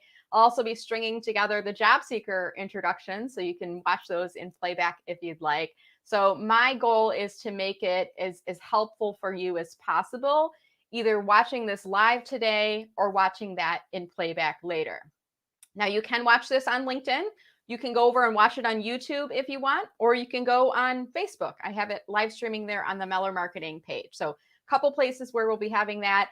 And while we are waiting for Heather, I don't see her in here yet. I want to see who is joining us. I'm going to pop a couple of your names and introductions up on screen right now. So let's see who we have on here. And we have some feedback from Annette as well. You know, people really loving your presentation, Annette, and I loved it as well. I thought there were so many great tips that are in there, both from a resume perspective, you know, email, and so many things that we talked about here today. Let's see what else we have in here. Matthew says he liked it. Hey, Matthew, how are you? Nice to see you. Dawn joining. Dawn said it was very helpful. Greg says this is great. I really appreciate that. That's my goal, is to make this helpful for you and a useful session. Some of you might be watching this all the way through. Maybe you have it in the background as you're doing work. So hopefully you'll find this a nice diversion from watching TV or something different, podcasts and things like that. So I want to point out this person right here. Let me see if I can get to the headshot photo right over here. You see how the headshot photo is grayed out? That either means your privacy settings are locked down a little bit. You're not showing your photo publicly, or you have the third-party settings is not enabled, so it's not allowing StreamYard to show your photo. So if this is you, if you have the gray photo that's showing where your headshot should be, it's because of one of those two things.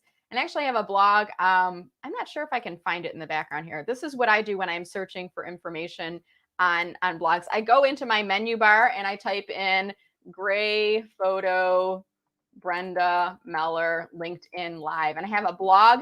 And usually I will find, here it is right here, how to make your photo public when you comment on live videos. This happened to me a while back when I was on a live video with Roy Sexton. And what I did is I created a instruction sheet for folks that were watching so they can get instructions on how to modify that. So I'm going to drop this into the LinkedIn comments right now. And basically what this explains to you is that you either need to adjust your profile viewing visibility, making sure that it's set to full profile. If that is all set, then there's another area that says under visibility, it says profile visibility off of LinkedIn. You need to toggle that to yes. Okay, so if you've done both of those things, then your photo should be displaying and we shouldn't see that gray avatar that's in there anymore. So hopefully you found that tip helpful. And I'll continue to drop in links and things like that throughout the day. I try to be helpful. Not sure who this is, but I try to be helpful. And I try to bring together people like Annette and Kathy and Kenneth and Marty to bring information in as well. Thank you so much, Lisa. Lisa and I are connected locally here in Metro Detroit. And I know Heather was showcasing you as a candidate, and she did a posting on LinkedIn. Actually, I think it was first on Facebook yesterday. And I asked her if she was able to share that on LinkedIn as well. So thank you so much for doing that, Lisa. And I know, Lisa, I think you're looking for nonprofit positions, if I'm not mistaken. So hopefully somebody is watching the session here today and is able to find some opportunities. So let's see who else. So somebody says, this is me, I will fix it. I'm not sure it is. All right, so drop your introductions into chat. Again, if you did it earlier, drop them again, because I'm going to pull a couple of those up on screen right now. We have with us, hey, Denise, how are you? I'm so delighted you're here with us today. Denise is looking for an executive assistant or administrative position in the greater Boston area. So if you know of positions in the Boston area that match those for Denise, please send those her way or tag her in a comment if you could. Let's see. Here's Mary is joining us a little bit late. I'm going to do a Wilson because it's a taller comment. She's joining us a little bit late, enjoying the experience-rich information. I'm so glad, Mary. Back to active job seeking, post-COVID, job loss. So many people in that same situation. And yeah, you are worth it. I believe in you. Talking about the job seeker mantra. We might do that a little bit later on today. Robert has a question. How do you create and add the 29-second video on your LinkedIn headshot? Excellent question here, Robert. What I'm going to do is I'm going to navigate to LinkedIn right now, and I'm going to walk you guys through this right now. So I'm going to go to help.linkedin.com. This is the best way to, if you ever have a question on how to do something on LinkedIn, go to help.linkedin.com. And let me add that in the banner right now so you can see where I'm going here. So I'm going to help.linkedin.com. It's so simple, I don't even have to write it down or bookmark it because I know how to get to there in the future. So I'm just going to type in cover story video, okay? That's what I'm looking for. So here is a link on LinkedIn's help that says LinkedIn cover story. And here's how you do it. Now, important, make sure you look at this. You can only record a cover story from the LinkedIn mobile app. So you have to have the LinkedIn app loaded up on your phone and go into the LinkedIn app from there. I'm going to try to do something real quick here. I'm going to try to, if it'll let me do this, I'm going to try to join from my phone and do a phone share. I think I can do this. I might be able to do this. Let's try. I'm always for trying different things. So if I can get this to work from my phone, I will do this. And Robert and others, make sure that you have the latest version of the LinkedIn app as well. You go into your app store, just click on LinkedIn, make sure that it's updated. If you haven't done so, I recommend sending an update about, doing an update about once a month. That way we have all of the latest features that are available to you on LinkedIn, and things like this cover story video. They were doing a gradual rollout. I don't know if everyone has it just yet. So if you don't have it, just make sure that you have the latest version of the LinkedIn app on your mobile device, okay? So let's see, I'm going to try to click on open my StreamYard here. It may let me do this. This will be fun if it will let me do this. So it's entering a broadcast studio. Let's see, I'm going to remove this from the screen in the background right now. And I'm going to allow the camera. Oh, let's see here. I'm going to say Brenda Mobile in the background. You guys can see my magic behind all this. Look, that's my mobile device. Okay, will it let me share? Oop, 1 second. 1 second. Okay, I think I muted on my phone. Now I need to turn my phone off. My phone volume, I should say. Let me turn that down. My daughter's laughing. By the way, my daughter's school was also affected by the power outage today, and school's closed. My son, who is in high school, was really bummed because the high school was not closed, only the elementary school because of the power outage. I don't think it's going to let me do this from here. Nope.